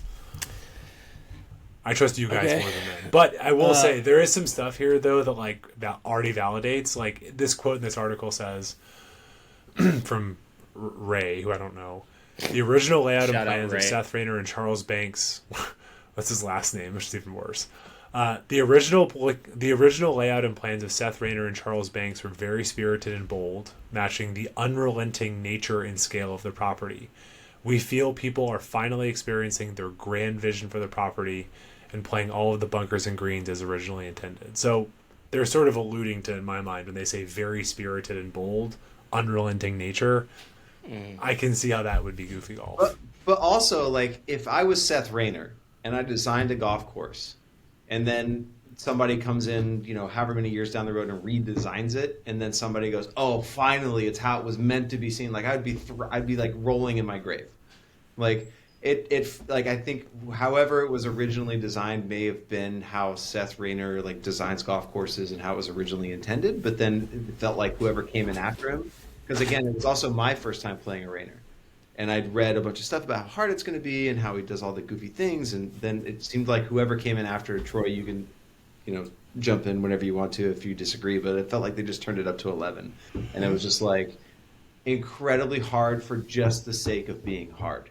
Yeah. And that, that's again, not, I don't like golf courses like that. it didn't really hit me until like it was kind of like a false sense of security that kind of lured me into, because I remember what Troy, it was 5 or 6 was the par 4 that kind of like blind tee shot, and then 5, yeah. So number 5, like blind tee shot, but you have like this giant rock face in the background that you're kind of aiming at.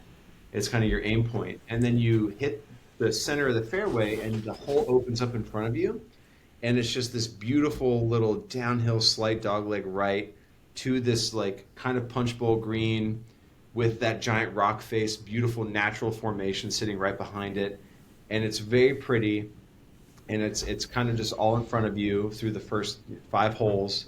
And even 6 was like a cool par 3 because the tee box is on top of that rock formation. They built a tee box on top of the rock, and you hit down to the green on the par 3, and then you get to 7, and then it's when it starts to get really goofy, and then it just lost me from there, and it was just kind of more of the same after that.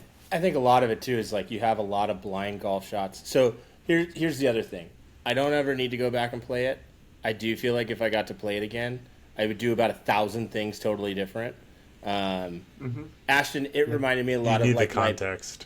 it reminded me a lot of my opinion like Stone Ridge in Minneapolis. Like I think it's one of those things where like sure, if I lived there and I was a member there, I'd probably actually enjoy it quite a bit more knowing where everything is. But I get it. It just was like tuned up to 11. You know, it was just too much. It was a really tough walk. Yeah. Like it was Totally get the it. clubhouse was beautiful. The golf course, dude, as a photographer, the golf course is like crack. I mean, it's gorgeous. Like, don't get me wrong, it's a stunning piece of property. If you get the chance to play it, go and play it. Tell us what you think. It's funny because this could be a whole podcast that, you know, we could do. This would actually be an interesting topic. The funny thing about a course like that to me is, this is going to sound weird, but I'll explain. I'm actually really happy that's a private course, because what I've realized is like this is not a perfect comparison, and this is like a very niche, like again, like a very niche example.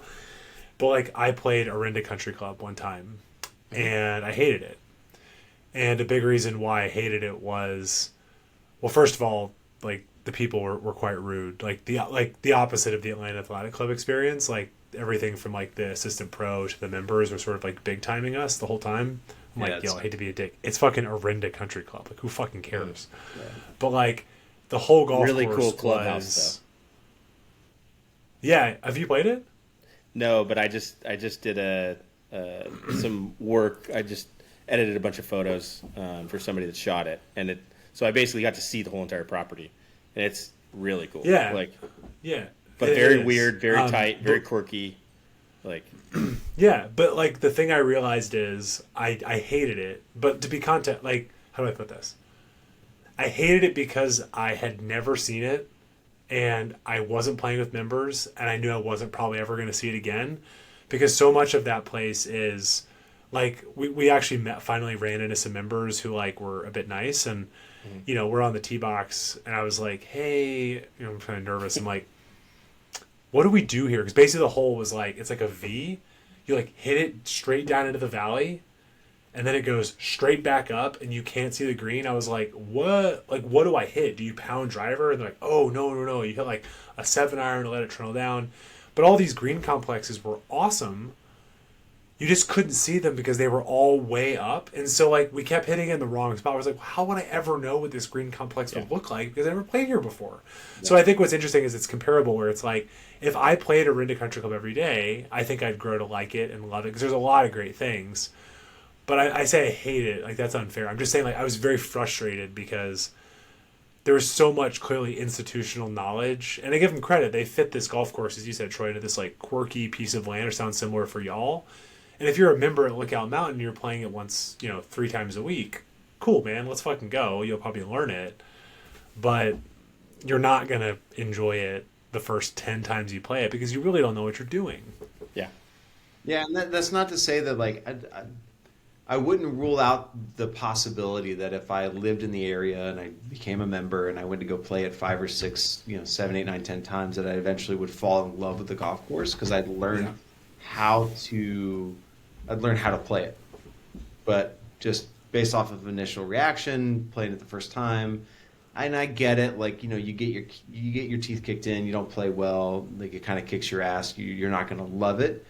But I don't really feel like I have that mentality. Like, I can go out to a golf course and maybe shoot 110, and I'll still love the layout, and I think it's really pretty, and I think it's like fair but hard. But Lookout was not fair.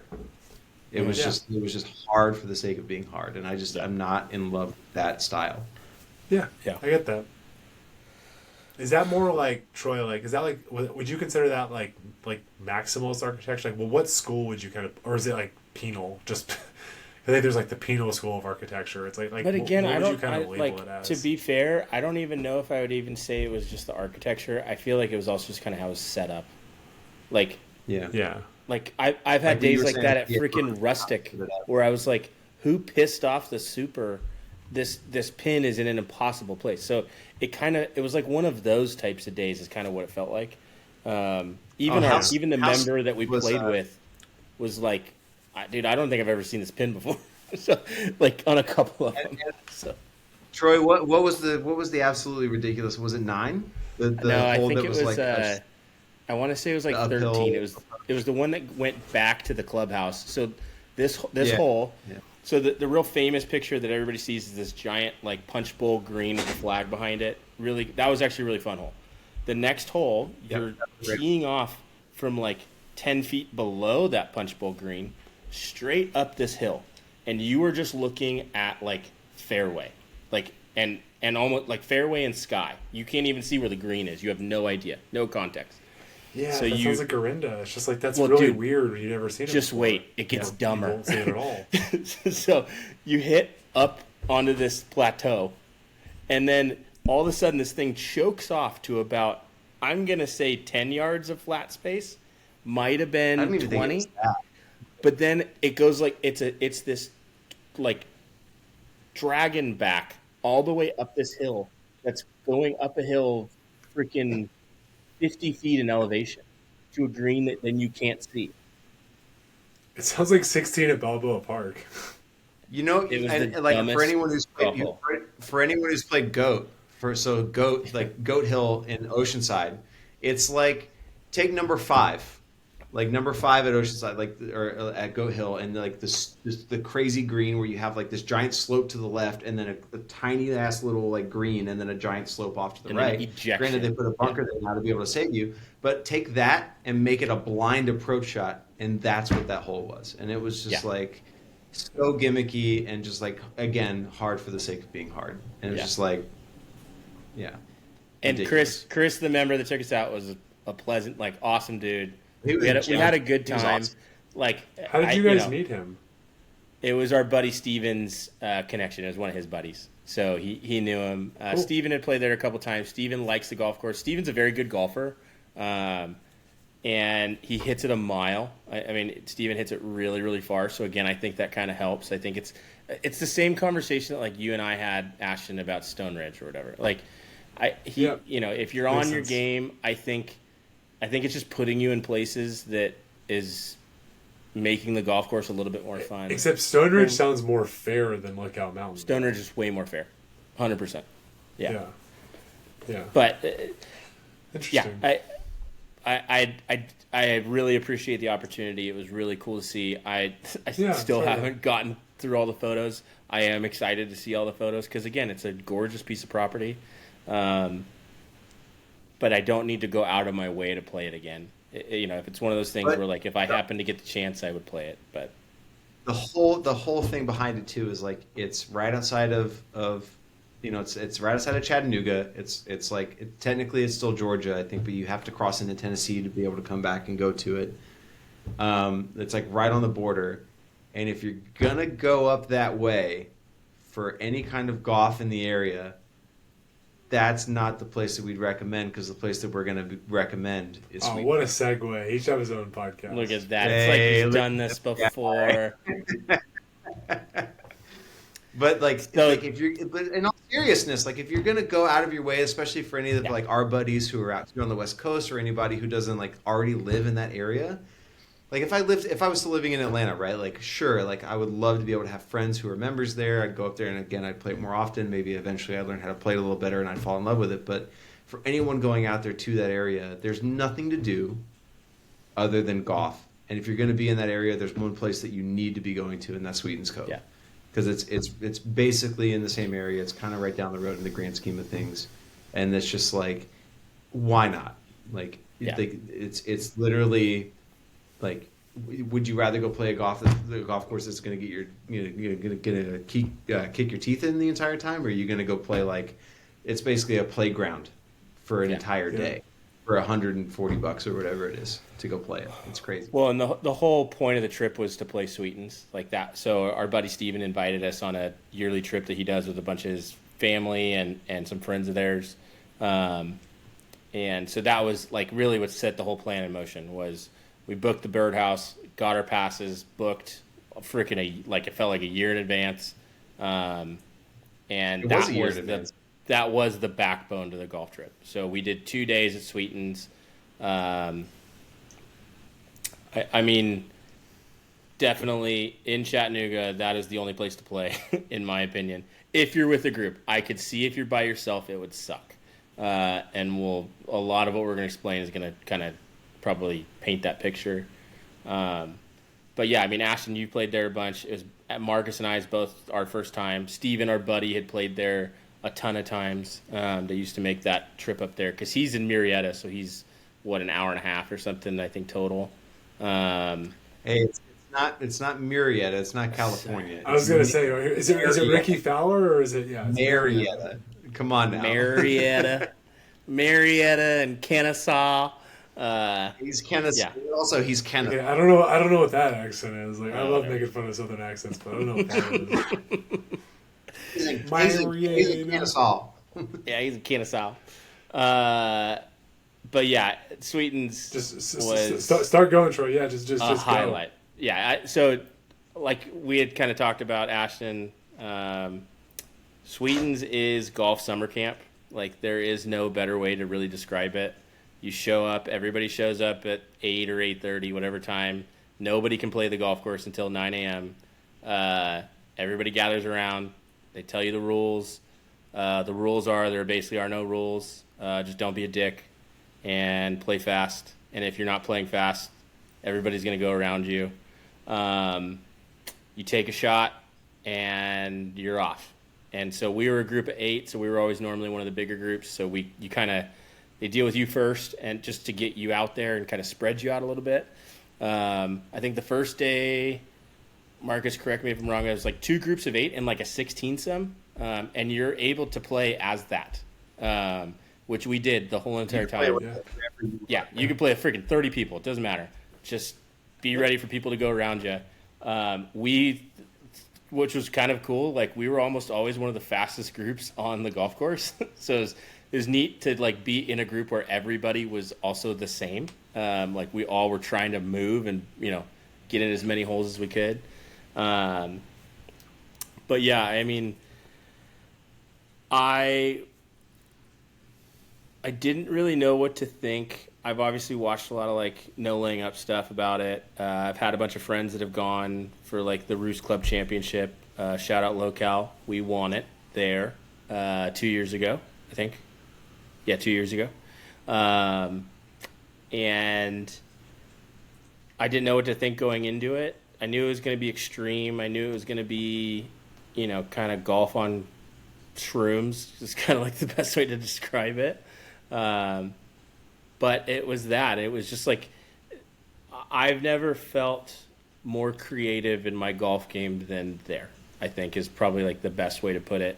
So like golf game creativity with a camera creativity, you just kind of like, I felt all of those juices flowing. Like, I haven't had that, especially on both sides at the same time ever, like I have at Sweetens. Maybe Chambers is like a close second, but Chambers isn't the same amount of fun. But like the golf shots you're hitting are as creative. So it's like you're getting that, but then you're adding on this level of like, this is the best buddies trip on the face of the planet type of like vibe. So, yeah, I mean, we'll get into all the fun stuff, but Marcus, what were your thoughts? Yeah, it's just like that great mix of like, it's not like a full 18-hole golf course that you're spending a bunch of time and money on to go play, and you're building this whole thing up in your head of like, it's this really special treat and I got to play well. It's just like, it's my favorite form of golf where you're just kind of, it almost feels like you're kind of just like, you want to play well, but you're almost just kind of going out to fuck around a little bit kind of thing. And it's just, you kind of just make it what you want. And that's like where I feel like it's my favorite. Like you go out, hit driver hard, and then you can kind of, like on number one, for example, like hit driver, and then your approach shot, depending on what pin you're going to, you can either try to go to the right pin on the right side of that green where it's like a blind approach because you can't see the hole. And you can try to hit one like super high in the air and just kind of put enough spin on it to just drop it right by the hole. Or if the pin's on the left, it's right in front of you and you can either try to drive one in or you can throw it all the way to the back left and spin it and rip it off the back and bring it back to that front left pin. And the whole golf course is just kind of set up that way for you where you can just have fun with it. And then also like you don't even have to hit driver off of every hole. Like number 5, the par 4, that's kind of like with the water on the left, and like you can either go for the green with either, like depending on how far you hit your clubs, like either driver or 3-wood, you can go for the green, but if you're long, you're boned. Yep. So most of the time it just makes more sense, especially if you're playing a match or something like that, like just like lay up left, short left and hit like a 6 or, a 5 or 6 iron, and then just kind of have a little nippy wedge into a green that sits up a little bit of, above you. But it's just so fun. Everyone's out there blasting tunes. Everyone's having some beers. It's like my favorite form of golf where you're just out with your buddies having a good time and there's no rules.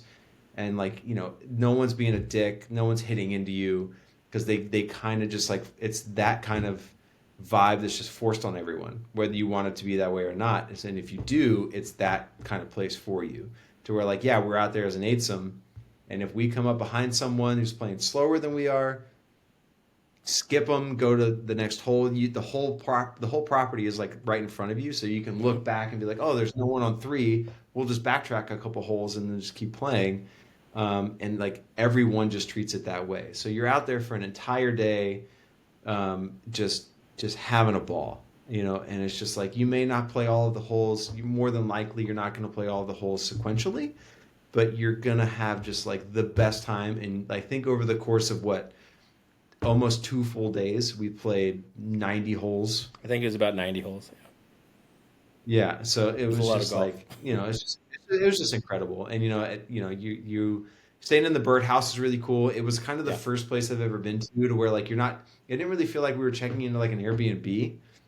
It almost felt like we were just staying at like a buddy's house. You walk in, there was like a bunch of, memorabilia and like golf stuff everywhere, of course, but there's like, there's like some drinks in the fridge from people who stayed there before, maybe left some stuff over. There's like a grill in the back. Every room had kind of like a theme to it, depending on whose room you were staying in. Like I think my dad and I were in Big Randy's room, so it was all like Cincinnati Reds themes, which was fun. So if you like are like kind of involved in that whole universe, like it'll be fun in that aspect. But at the same time, like my dad doesn't know anything about them. But we walked in and my dad was like, "This is really cool. It's kind of like you're just staying at a buddy's house." So they do a really good job at kind of setting it up for you that way. It's clean. The bathrooms are clean. Showers are clean. And really I think we talked about this the other day too, where it's like I'm not like on Chasing Scratch they talked about this too, where it's like recently where like they're like them. I'm not a big like architect guy. Like I couldn't tell you who does like I'll show up to some golf course and be like, oh, this is a golf course, like who this John A. Smith designed this place, and I'm like, I don't really know any of that stuff. I just like to go out and play like I just have my own opinion of golf courses every time I play them, and like sure I know a little bit about it here and there, but like I know that for the golf architecture nerds, you're gonna have a good time there because I know there's a lot of material there for you. But as someone who's not an architecture nerd, it was absolutely incredible, and it was just like it doesn't really matter one way or the other which like how you're trying to approach it or what your thoughts are going to be going into it. It's just an incredible place. Yeah.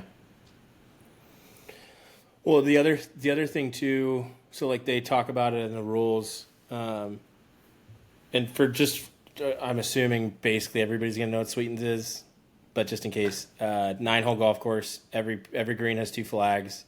One is easier, one is harder. Normally, your first loop will be like play it as far back as you can. We tipped it out and then played to the easier flag. The next loop around, we went up a tee, played it to the harder flag. It's 2 totally different golf courses in reality when you do that. Like you are all of a sudden different things are in play, different things are out of play. The greens play totally different depending on what side of the greens are on. The greens are massive. I mean, like astronomically massive. Number 4, like a front flag and a back flag, is like 80 yards. Like on a par 3, it's like a pitching wedge or like a 5-iron. It's kind of actually insane. Yeah, to hitting it onto a dinner table, like I mean the funny thing. So like I'm happy we did talk about like the whole entire trip and not just Sweetens because like. We're talking about Lookout Mountain being turned up to 11, but like in reality, Sweetens is turned up to 20, but like it knows it. And so it's like it's playing off of that. I think the other thing too is, so they talk about in the rules, you can't post your handicap. Like you're not posting a score from there because guess what? Score doesn't freaking matter. The only thing that matters is this is a match play golf course. Play a freaking match. Did you beat the guy that you were playing against? Like, sure, you can get strokes and all that kind of stuff, but like, did you beat that guy? Yes or no? You can play from the middle of the fairway to any green as a par 3, and you can just play it that way. You can make the whole thing a freaking par 3 course.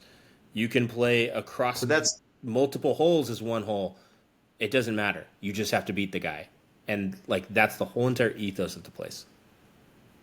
Yeah, and that's what plays into the fact that it's just like a great buddies trip. Like, you're just going out there and like you come up with some sort of format to play, and like whatever match you set up, it's going to be really fun for that aspect. And that just kind of goes into the thing I said before. Like, it's not an 18-hole course to where you're trying to score and you're not building it up in your head as this like thing or this like big event that you're trying to like this mountain you're trying to climb. Right? It's just this fun, you're going out there in gym shorts and a tank top if you want to kind of place to where like you can play whatever shot shape you want to hit into the green. You can play like, oh, I'm just gonna it's maybe 100-yard shot, but you're like, you know what, I'm just gonna try to sling a sand wedge in with this giant hook and hit it as hard as I can kind of shot because you think it'd be fun.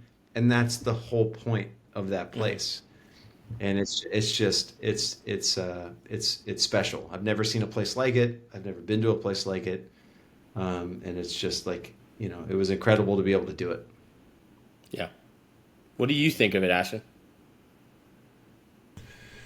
Yeah, I'll be pretty concise. I mean, I think y'all nailed it. I think I get annoyed when people say this oftentimes, but I think that this is probably the golf course this is most true, is you kind of just need to trust other people and go see it for yourself, because it's unique. Because I think for me, it's like, Troy, this goes back to kind of the Stone Ridge, is like, for me, I've realized I sort of like the way that I like to process golf is sort of at the extremes, and Sweden's kind of taught me this, meaning I either want to like play a hard golf course and be really challenged and like really try to understand like how good was I today. That's not for everybody. I understand that. That's why we talked about this on the pod before, but like I tend to like to play like hard golf courses and assess myself. Granted, that's also a bit tough because like when I play like Olympic Club Lake, I'm like, I suck. Like I am terrible. Like sometimes that can be pretty bruising on your ego. So that's one kind of version of golf I love. But to y'all's point, they built something really special because everything that y'all already articulated means that like you can and should take your match seriously, but everything else you shouldn't, because to y'all's point, if you make a 15 on number 1, it's like, okay, well, you can't post it. Like it's actually inconsequential. I think the fact that it starts off as an unrated 9-hole course means it totally frees you up, right, to focus on the fun, on the shots. And yeah, it's almost like I wish more courses in America were like unrated, because it's sort of like there's something, it's so broken in America. This is why we have the cookout. It's so broken where it's like, we play for a score, and it's like, you make like an 8 on number 1, and you're like, you're short circuiting, right? It's like the story told in the pod where, Hussey's first time at Pasta Tiempo, he made I'm sorry, Hussey, I don't remember if he made a better score. I think he made an 8 on number 11. And like the rest of the round, he's just like, I'm like, nice par, bud. And he's like, I made an 8. It's all he can think about. And the thing about Sweetens is, it just, to your point, Troy, it's like, yeah, I went once in the summertime once in May for my birthday in 2020. And to show you how different it was, I made the tee time 10 days out, and they didn't have all day passes. I booked us a tee time, and they're like, how many times do you want to play it? Just 9 holes? Do you want to play it twice? And I had heard about it on No Laying Up, and I was like, me, my dad, Nick, and our buddy Jake, we just booked, went up 18 holes and drove up there, and 10 days later, and I was like, oh, this is cool. And then it changed pretty quickly. And then I think the next 2 winters, like basically on the shortest day of the year, we played. That was a bit tough because y'all know it's in the valley and also frost delay. So we actually probably only had like 5 hours of playing time. Yeah. But what's so cool is, it was sold out. It was all sickos, everybody's just like chomping at the bit, like, when can we go off? Some of the greens are probably still frozen. But again, same idea. Like, they're like, hey, like, we're sending off them first, but like, if y'all want to walk to 7 and get started. And again, some golf course we were playing for like a score, it's like, I can't start on 7. Like, that's not how the routing. Doesn't matter. Doesn't matter. Like, Nick, we're playing our match, and it just starts on 7, and like, we didn't start on 1 any of the days we were, like, both days that we were there. Like, every single time we went out, or we would like, kind of go in for lunch and have a bite and then kind of go back out. We never just went to 1. I think day 1 we started on 3, and then I think day 2 we started. That's a long ass walk though. 8 or 7. We are the birdhouse. We rode, and those were actually the hottest days when we were out there. Like the first day, dude. It was spicy. By about 2 p.m., there was a point where I was like, okay, this is southern hot. And it was just that valley, humid, just ugh. Yeah. And like, I just got real tired. And so I was pounding water. Like, it was going out of style. Yeah. But it was definitely pretty hot. Yeah. One cool thing, to your point, Ashton, and I've had this a couple other times, I think places like you need to go play places like Sweetens and Bandon and Chambers and Sand Valley. My opinion, anywhere that is walking only, I think just escalates this. But it's so cool to be in a property where it is only people that are golf sickos, especially someplace like that where you legitimately have to book a year out to 6 months out. Maybe there's like a shared ethos, like you 100%. just know that people are kind of from your same mindset. Yeah. Yep. Everybody it's really on cool. property that day is the same attitude as you in regards to golf. Maybe they're aggro, maybe they play slow. That doesn't matter. But in reality, they are all there to appreciate that place to some degree. Most of them probably in a very, good light. And that's a really cool. It's a cool thing when you kind of like, especially like when you're there all day and you're on like hole 30. You kind of sit back and like reflect on it. It's kind of weird where you're just kind of like, dude, this is pretty special. There's like 40 dudes here. Because how many people did they let out a day? It was like, I think it's 40. I think it's 40. For some reason on that Wednesday, there may have been members there, so I think there were 60 people there that day. Like it was full. I think there were like a handful of groups that went out early. So like as they were kind of given the spiel to like the 40 of us who were waiting there to like get all the information before everyone takes a shot of whiskey. There were already some people teeing off and some groups that were going off before. During that whole thing, but I think that's just because they were members and they were going off. So maybe 60, but even then, like we still played 90 holes in 2 days, and even then it wasn't even a full 2 days because I think the second day we left because we had a long drive back to Elberton. We left kind of early, we probably if we would have been staying there again that night, we probably could have gotten in another 20 holes, 15 to 20 holes. Well, the thing that's funny is like it's I don't know. It's like I think about, and again, I know this is not like a novel concept, but like my favorite. It's ironic because in my mind, for a lot of reasons, like y'all had the complete opposite experience. Like Atlanta Athletic Club and Sweetens are the opposite. Like I like Atlanta Athletic Club a lot. Of course, the amenities are great, but like I've told you on the pod before. Like I grew up on like Cusquilla, where it's like again, I had no idea what I had. It's a Core Crenshaw. But the thing I loved about Cusquilla was, is this golf course where I was like, this is amazing, which like, no shit. But it was like very small clubhouse, small driving range, like a bar and grill, and that's it. It was just like this Core Crenshaw nestled in the middle of nature. And that's like, again, we're just name dropping like crazy. Like earlier this year I played Brambles, like the Core Crenshaw, like up in like Middletown, which is like north of Napa. It's like in the middle of nowhere. But Brambles was amazing because, to your point, Troy, it's like they have like this like very like minimalist clubhouse. They treat everybody like a member. They literally like you walk in and they have like a small breakfast. They have like some like yogurt and granola and like a fridge with like a couple Powerades.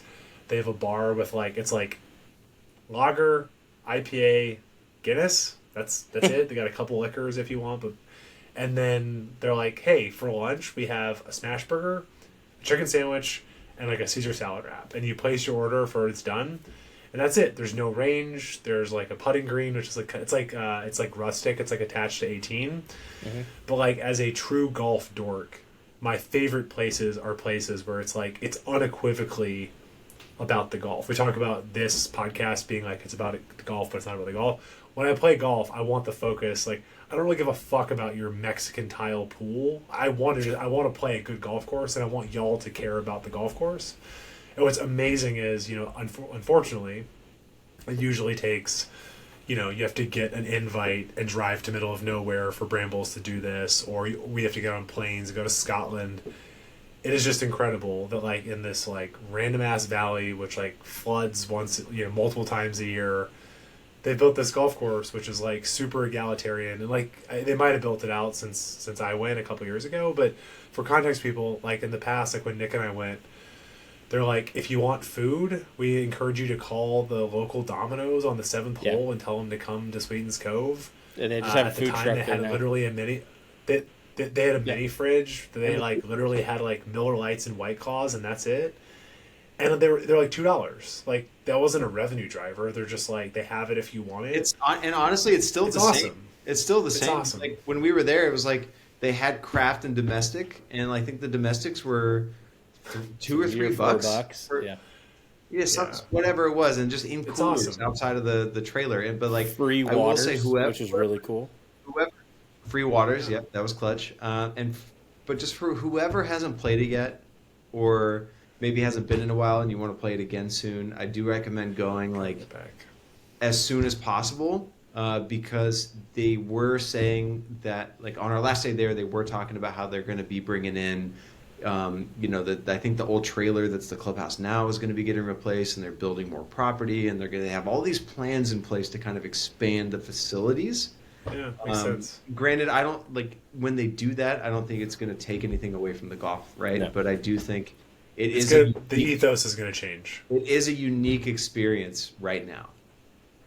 It's really cool right now. It's going to be equally cool, but just bigger in 4 years, whatever. Like they're going to do a lit putting range or putting green, like Himalayan putting green, kind of like off of like 9/6 green. Different. They already have a Himalaya putting green. A different. They're one? going to do a massive new one with lights and speakers, like a putting course, more or less. Like exactly. Sounds pretty sick. And it's like cool. Then I'm going to be out there till freaking midnight. Like this is the sickest thing ever. Yeah, yeah. Well, hell yeah, of course. I live here now.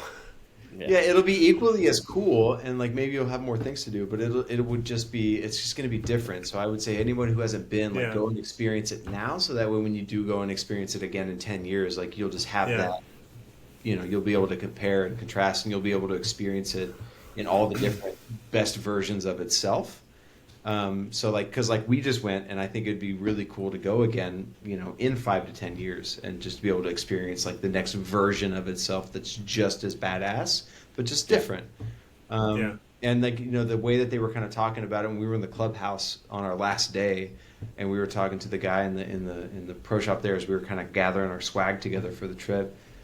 They have a lot. It almost kind of sounded like how Bandon is kind of like expanding into a bunch of property around it.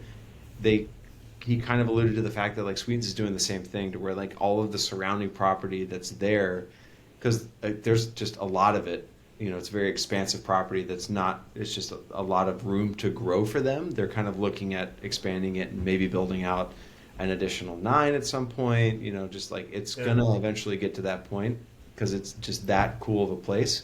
I hope it doesn't lose its identity over that period of time, but at least for now. And the thing I gotta say with like Adamski running that place and stuff is like, I don't think it will. I mean, I think to your point, it's I agree. The wild thing is like when I went in 2020, it's like, oh, like that's the ground floor. Like I would have thought it would feel so different by the time y'all go in 2025.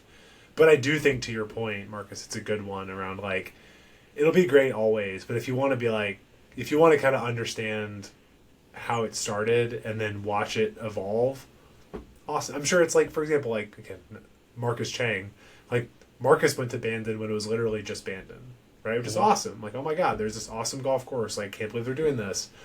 And now Bandon is like 5 golf courses, all these short courses. Super cool now, right? But I can't imagine going to OG Bandon when it's just OG Bandon and being like, I can't believe this place exists. All the guys all this shit. All the guys that literally played sheep when it wasn't even a golf course. Like you had to go into town and like check in at the liquor store, and the guy would give you the code to the gate. Totally. That's pretty rad. Sheep's great, but it would have been cool to see it before they did that. So just go now. Yeah, Which, now that I'm saying this, we should also do like, we should all work together also. We should try to get like 12, like, I don't know, just like get as many people as we can, and just get whoever can go from the cookout group. We should do that next year. You guys know what I'm thinking, right? Cookout 2027 cookout. Yeah. Sweetens Cove. We could call it Cookout to Go. There you go. Cookout. Have it in November. The takeout container. Yeah. That'd be great. I rate this hot dog 4 out of 10. Hell yeah!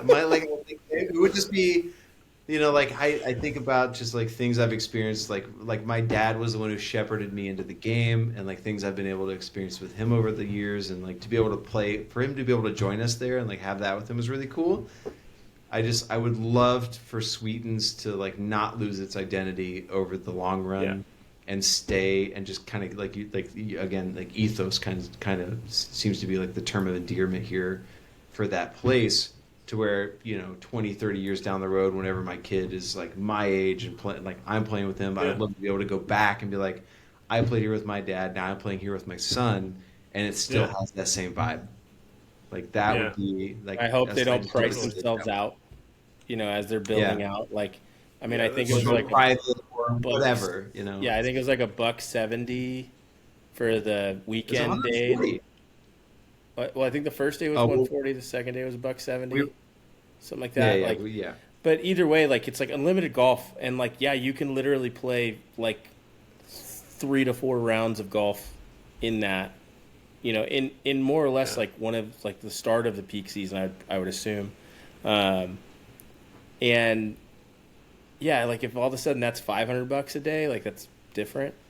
So that would be my only concern. I just don't think they're going to do that. I don't think DMSQ will do it. I don't. I think they'll keep it. I don't think they'll do it. Yeah, I think they'll keep it very ground level. I hope I'm not jinxing it, but I don't think they'll do that. Or you hope. I mean, even Shelly, to show you how cool he is, like. To be clear, as y'all know, we don't make any money from this podcast. We don't have any fucking sponsors. We don't have Venmo some money. You guys are millionaires. Stop it. We don't make any money. We're not. Add your money, y'all. There's poor people around. But like literally, like I had just, or I think it was Big Chris. Like Big Chris had like been DMing a damn skier. Or so I don't know. Big Chris is kind of always in the DMs. I mean that as a compliment. But he was like, we show up, and he was like, are you the guys like? Don't you have like the podcast? And I was like, yeah, we like just started doing it. And he like charged like me, Nick, who's not part of the podcast, Jake, who's not part of the podcast, Alex, who's not part of the podcast. He gave us all the industry rate. We paid $61 to play out there. And he was just like, yeah, like he's like, you guys, that's golf industry. Just go have a fun time. Like just like get the fuck out of here. I was like, didn't ask for it. Like, just like he's just like so happy you're here. Go have the best time. And that's also enlightening for me because like it's so funny. Nick had picked up golf in March of 2020. So Nick had been playing golf for 2 months when he went to Sweetens for the first time. And one of the reasons he has such a fond memory is he was just like, I remember there was multiple points, like he didn't say this verbatim, but like his ethos was like, he's like, this is so hard. Like he fucking hated number 7. Like number 7 just ate. He just playing chip around on that turtleback green. He's like, fuck. He has no idea how to chip. He's just like boning it all around that green. But he's like, I can see the light bulb. He's like, this is fucking awesome. He's like, I'm not good enough. Like I remember he was like, I'm not good enough to play here. I don't totally know what's going on, but like I want to learn more. I want to get better. And like you could see the light bulb going off. He'd been playing golf for like 2 months. It was really fun to see it through his eyes. Kind of and also, and my dad. I played with my dad. My dad's like, this is like turned up to 11, but like I'm into it. So it was wild playing with my dad and Nick. Like just bizarre. Nick's like, what is this? And my dad's like, what is this? But like from very different perspectives, right? Yeah. That kind of raises an interesting question too. Like, do you guys think that obviously we've all been playing golf for a long time. There's a different feeling around the game prior to 2020 versus now, after the pandemic, right? And then, like the game kind of expanded and like really went wild, and a lot of people picked it up. Do you guys think it'll like retract back to what it was prior to the pandemic at some point, or do you think it will like where do you see the game 10 years from now, 20 years from now? Do you like? I'm kind of I heard you say Ashton. I'm kind of of the same opinion where I think it will have kind of a retraction period at some point over the next 5 years. But I'm just curious as to what your thoughts are on that. I don't think it will. Yeah, I think like I don't know that it would retract like pre-COVID, but yeah, I mean I think golf ebbs and flows where it's like, I mean without being tacky, like let me just say, or like this isn't even tacky, just like I also like. This is so funny. This is a public golf podcast, but I think about it through like membership dues, right? Like what places cost, and like I know like our buddy Dennis who like joined Lake Merced pre-COVID, like they basically gave it to him, and Lake Merced is now like $150, $160 to join. Or I mean, the better example is to make it relevant to public golf. It's like I'm always fucking screaming about like the costs around here, right? It's like when I moved here in 2020, I had a residence card. Like the most I would ever pay for Harding would be like $85, and Harding has now moved to dynamic pricing. And like as a resident, I can now pay like $170 to play Harding Park, which first of all is a fucking disgrace because that place is in awful shape. Same thing with Presidio. Like Presidio back in the day, when I lived here, I probably played golf 3 or 4 times a year. In like 2016, 2017, it was like $75. Presidio on the weekends is now 120 as a resident, and they just changed the rules, which isn't the golf course's fault. You also now have to pay for parking. Yep. So it's $117 and $15 for parking. So it's $140 for me to play a local golf course. Like that, Marcus, like that will change, because when people are like, I'm not paying that, like people will go find other things to do, and the prices will come back down. Membership dues will come back down. There has to be a market correction. And some of the stuff like love, people are not going to be paying $1,100. They're like, no, I'm not fucking paying $1,200 for a putter. I'm not doing it. I'm sorry. Like, no. But I do think that there's probably, if golf was here, it's now here. And I think the floor is a little bit higher, but it can and will. And honestly, I proudly shout out to Big Randy. On my rangefinder, I have shrink the game. Like, for us sickos, I would love the fringe golfers to go away. I hate to be that way. I just remember, go to something else. Dude, I was living in San Diego at the time, like during the whole like pandemic, and I remember like just as things were opening back up, one of the first rounds I played after everything was starting to open back up, and like all these new people came into the game, I went to go play Torrey North, and it was the longest round of golf of my life, and it was 6 hours and 20 minutes long. And it was like, I was like, who is out here? Why are, like, and it's Torrey, so there's no marshals. It's a public golf course. I've never seen a marshal out there in my life. It's never going to happen. But 6 hours and 20 minutes. And, like, luckily for me, I was like, I had a fiance at home, but, like, we don't have any kids. Like, we had a dog, but, like, I'm out there. It's a beautiful Southern California day, and, I was just kind of enjoying it as best I could. But, like there was a guy with his girlfriend on the greens in front of us that were like taking selfies and just kind of like taking time, and it was just like, no. Get the fuck out of here. Like, it's like 100% shrink the game. Those people go take those selfies at the park. You don't need to be on the golf course.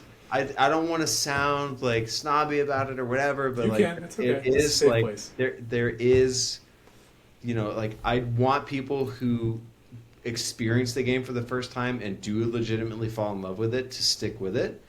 But if you're just out there just kind of like, not really understanding or wanting to learn or not respecting the rules of the game, like, and like the play fast and be respectful of the group behind you and all that other stuff, and you're just kind of like, well, I paid all this money, I need to be able to hit every shot. Like, no, fuck no, that's not how the game works. Like, pick your fucking ball up. You've been, it's been 20 minutes and we're not even on the green yet. Like, no. So we need to go to the French model of like it's all good, but you have to take an etiquette class. You have to sign up. Like, I think to play golf, there should be. I'm not saying financially, but there should be a barrier of entry of like, are you willing to go on a weekend day and spend 5 or 6 hours and learn the rules and learn how to fix a ball mark and establish a handicap? And I think that would knock a lot of people out. Like, for me, like, I have no interest in skiing, like, at all. But if somebody's like, oh, but to come this weekend to ski, you need to go to a class, I'd be like, absolutely not. Like, I don't want to ski as it is, but I'm not spending a day of my life in ski school to have the right to ski. I'm not interested. I'm not going to do that. I think a lot of people in golf do the same way. Some of it, though, is also like two points. So to like your point, Ashton, about like I don't know, needing some type of certification or something. Like, again, my background for forever was motocross. Like, I rode and raced moto and all that kind of stuff. You go to most tracks and there's a vet track and then there's the main track. And like the vet track is kids and like old guys that don't want to hit a freaking 120-foot tabletop, like, or if it's really sketchy, a triple. Like, it's.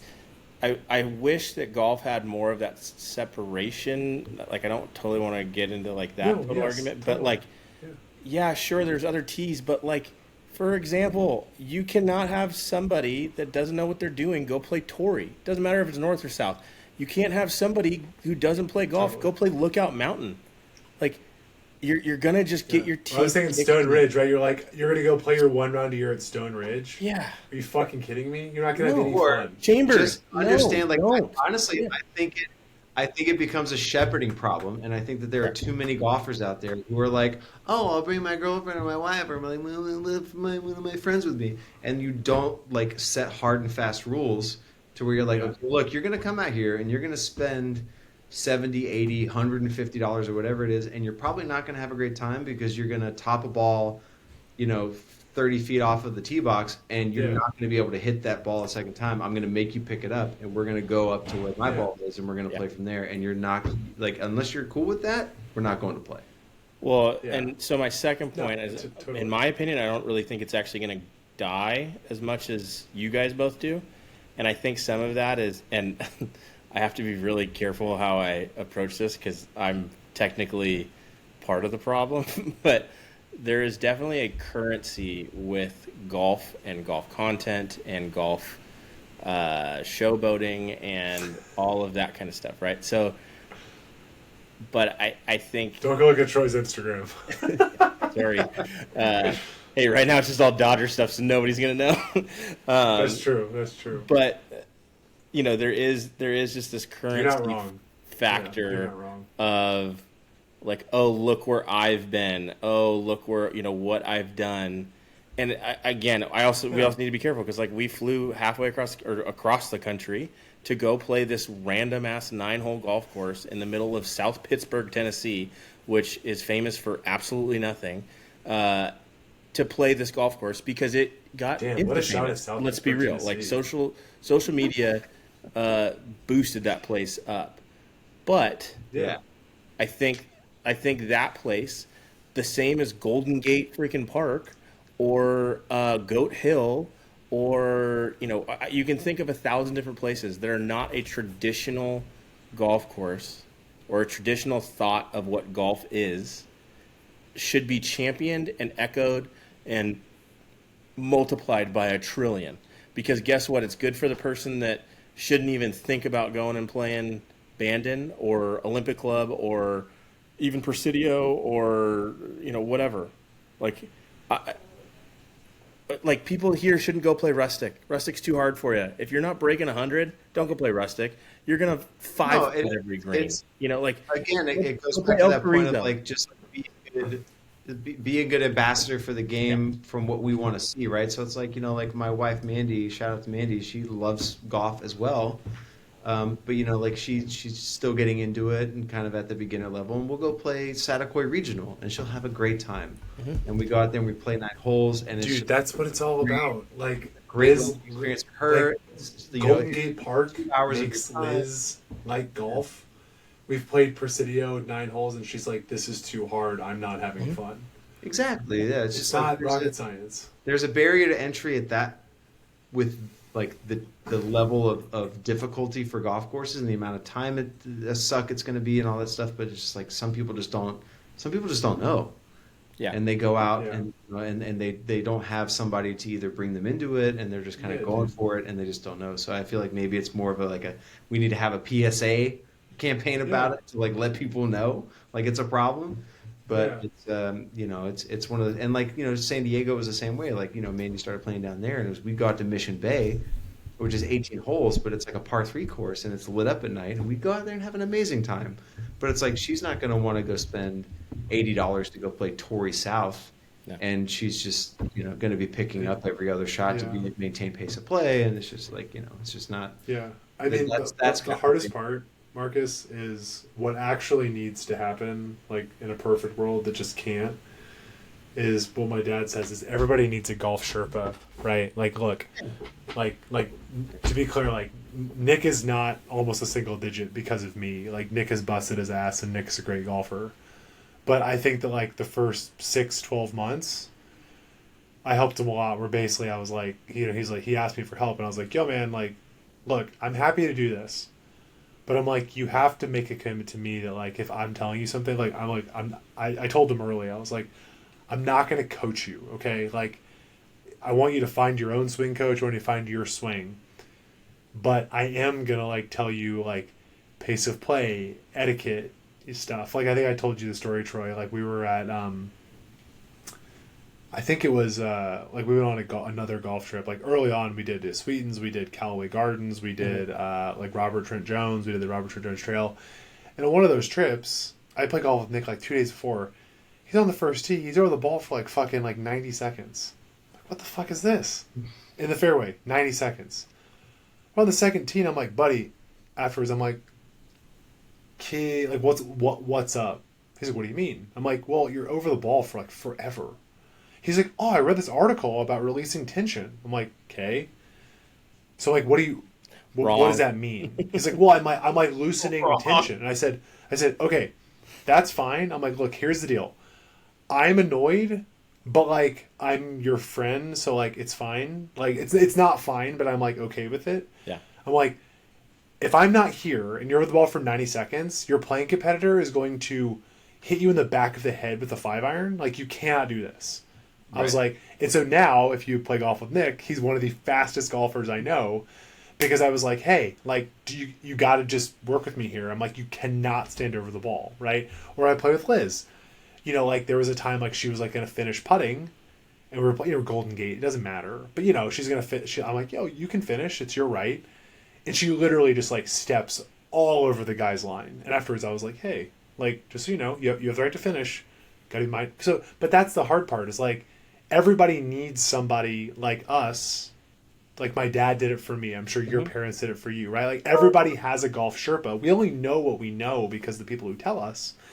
But where I feel really bad for people is if Nick picked up golf by himself and just shows up at River Pines in Atlanta, he's going to be standing over the ball for 2 minutes and being a fucking idiot, but because he doesn't know any better. It doesn't have anybody to gently be like, hey, you know, because if someone in his group's like, you need to pick it up, you're going to be like, fuck you, man. Like, you know, you're going to be like, you're taking it the wrong way. But I'm like, yo, I made all this money. I deserve to be here. Yeah. There's also an economy of, like, efficiency, too, when you're playing. So, like, yeah, dude, you don't need to necessarily be next to the guy that is, like, if you're riding in a cart together, drop him off and go to your freaking ball. Like, that kind of stuff. Like, we want to hang out. The unspoken stuff, like, some of that, I don't know how you teach it. You know, I really don't. But, again, back to, like, to bookend it, like, getting back to, like, Sweetens, like, also having models like that where, guess what, score doesn't freaking matter.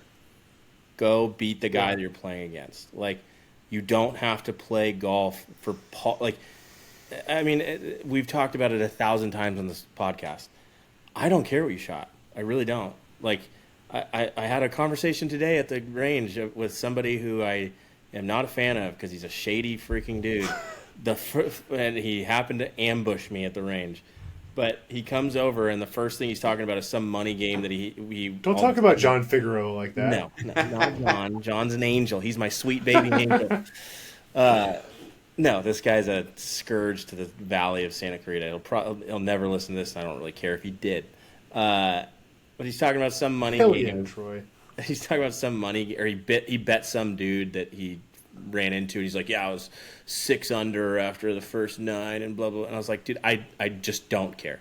Like, I could care less about you even being here in this circumstance, but I especially don't care what you did in some money game that you could be straight up lying about. Like, it doesn't matter, dude. Like, it doesn't matter if you shot 62 today. It has no impact on my life. Did you have fun? Cool. Sounds good. I will say, if one of you guys shot 62, though, I would that would actually be something I'd want to talk about. Yeah, that'd be pretty cool. Yeah, we I was also worried about like it's like something out of my bag, so I was a little preoccupied. It's like when JD went absolutely nuclear in the practice round last year. I was like, you know what? I do want to hear about JD shooting 65. That's totally different. Like, totally different. But that's our friend, and we're happy and excited for him. If the first conversation I'm having with somebody in a long time or ever meeting them is like, what's your low round? I just don't care. Like, see you later, man. Unsubscribe. I'm good. Yeah. Unsubscribe. Yeah. I'm good. And that's the coolest thing about a place like Sweetens. Like, the goal is just to play and have fun and play matches. And I mean, Marcus and I both echo this every time we freaking play golf together. It feels like match play is the best way to play golf. Like, hands down. I don't care what anybody says. There is no better way to play golf. Like, the cookout is the best thing ever because it's all It's a sport. It's a sport. Let's be real. The cookout would suck if it was freaking quota. Nobody would have fun. Like, No. it's not fun. I want to play against somebody. No. I want to duel. I want to freaking fence with somebody. You know, like, that's the best part. But Well, guys, that was a great chat about Sweetens and Atlanta and everything. And All the above. this has been a really fun 2 hours. So with that, the next pod will be our end of year pod, and then we're done for the year. So thanks, boys, for coming on, and peace.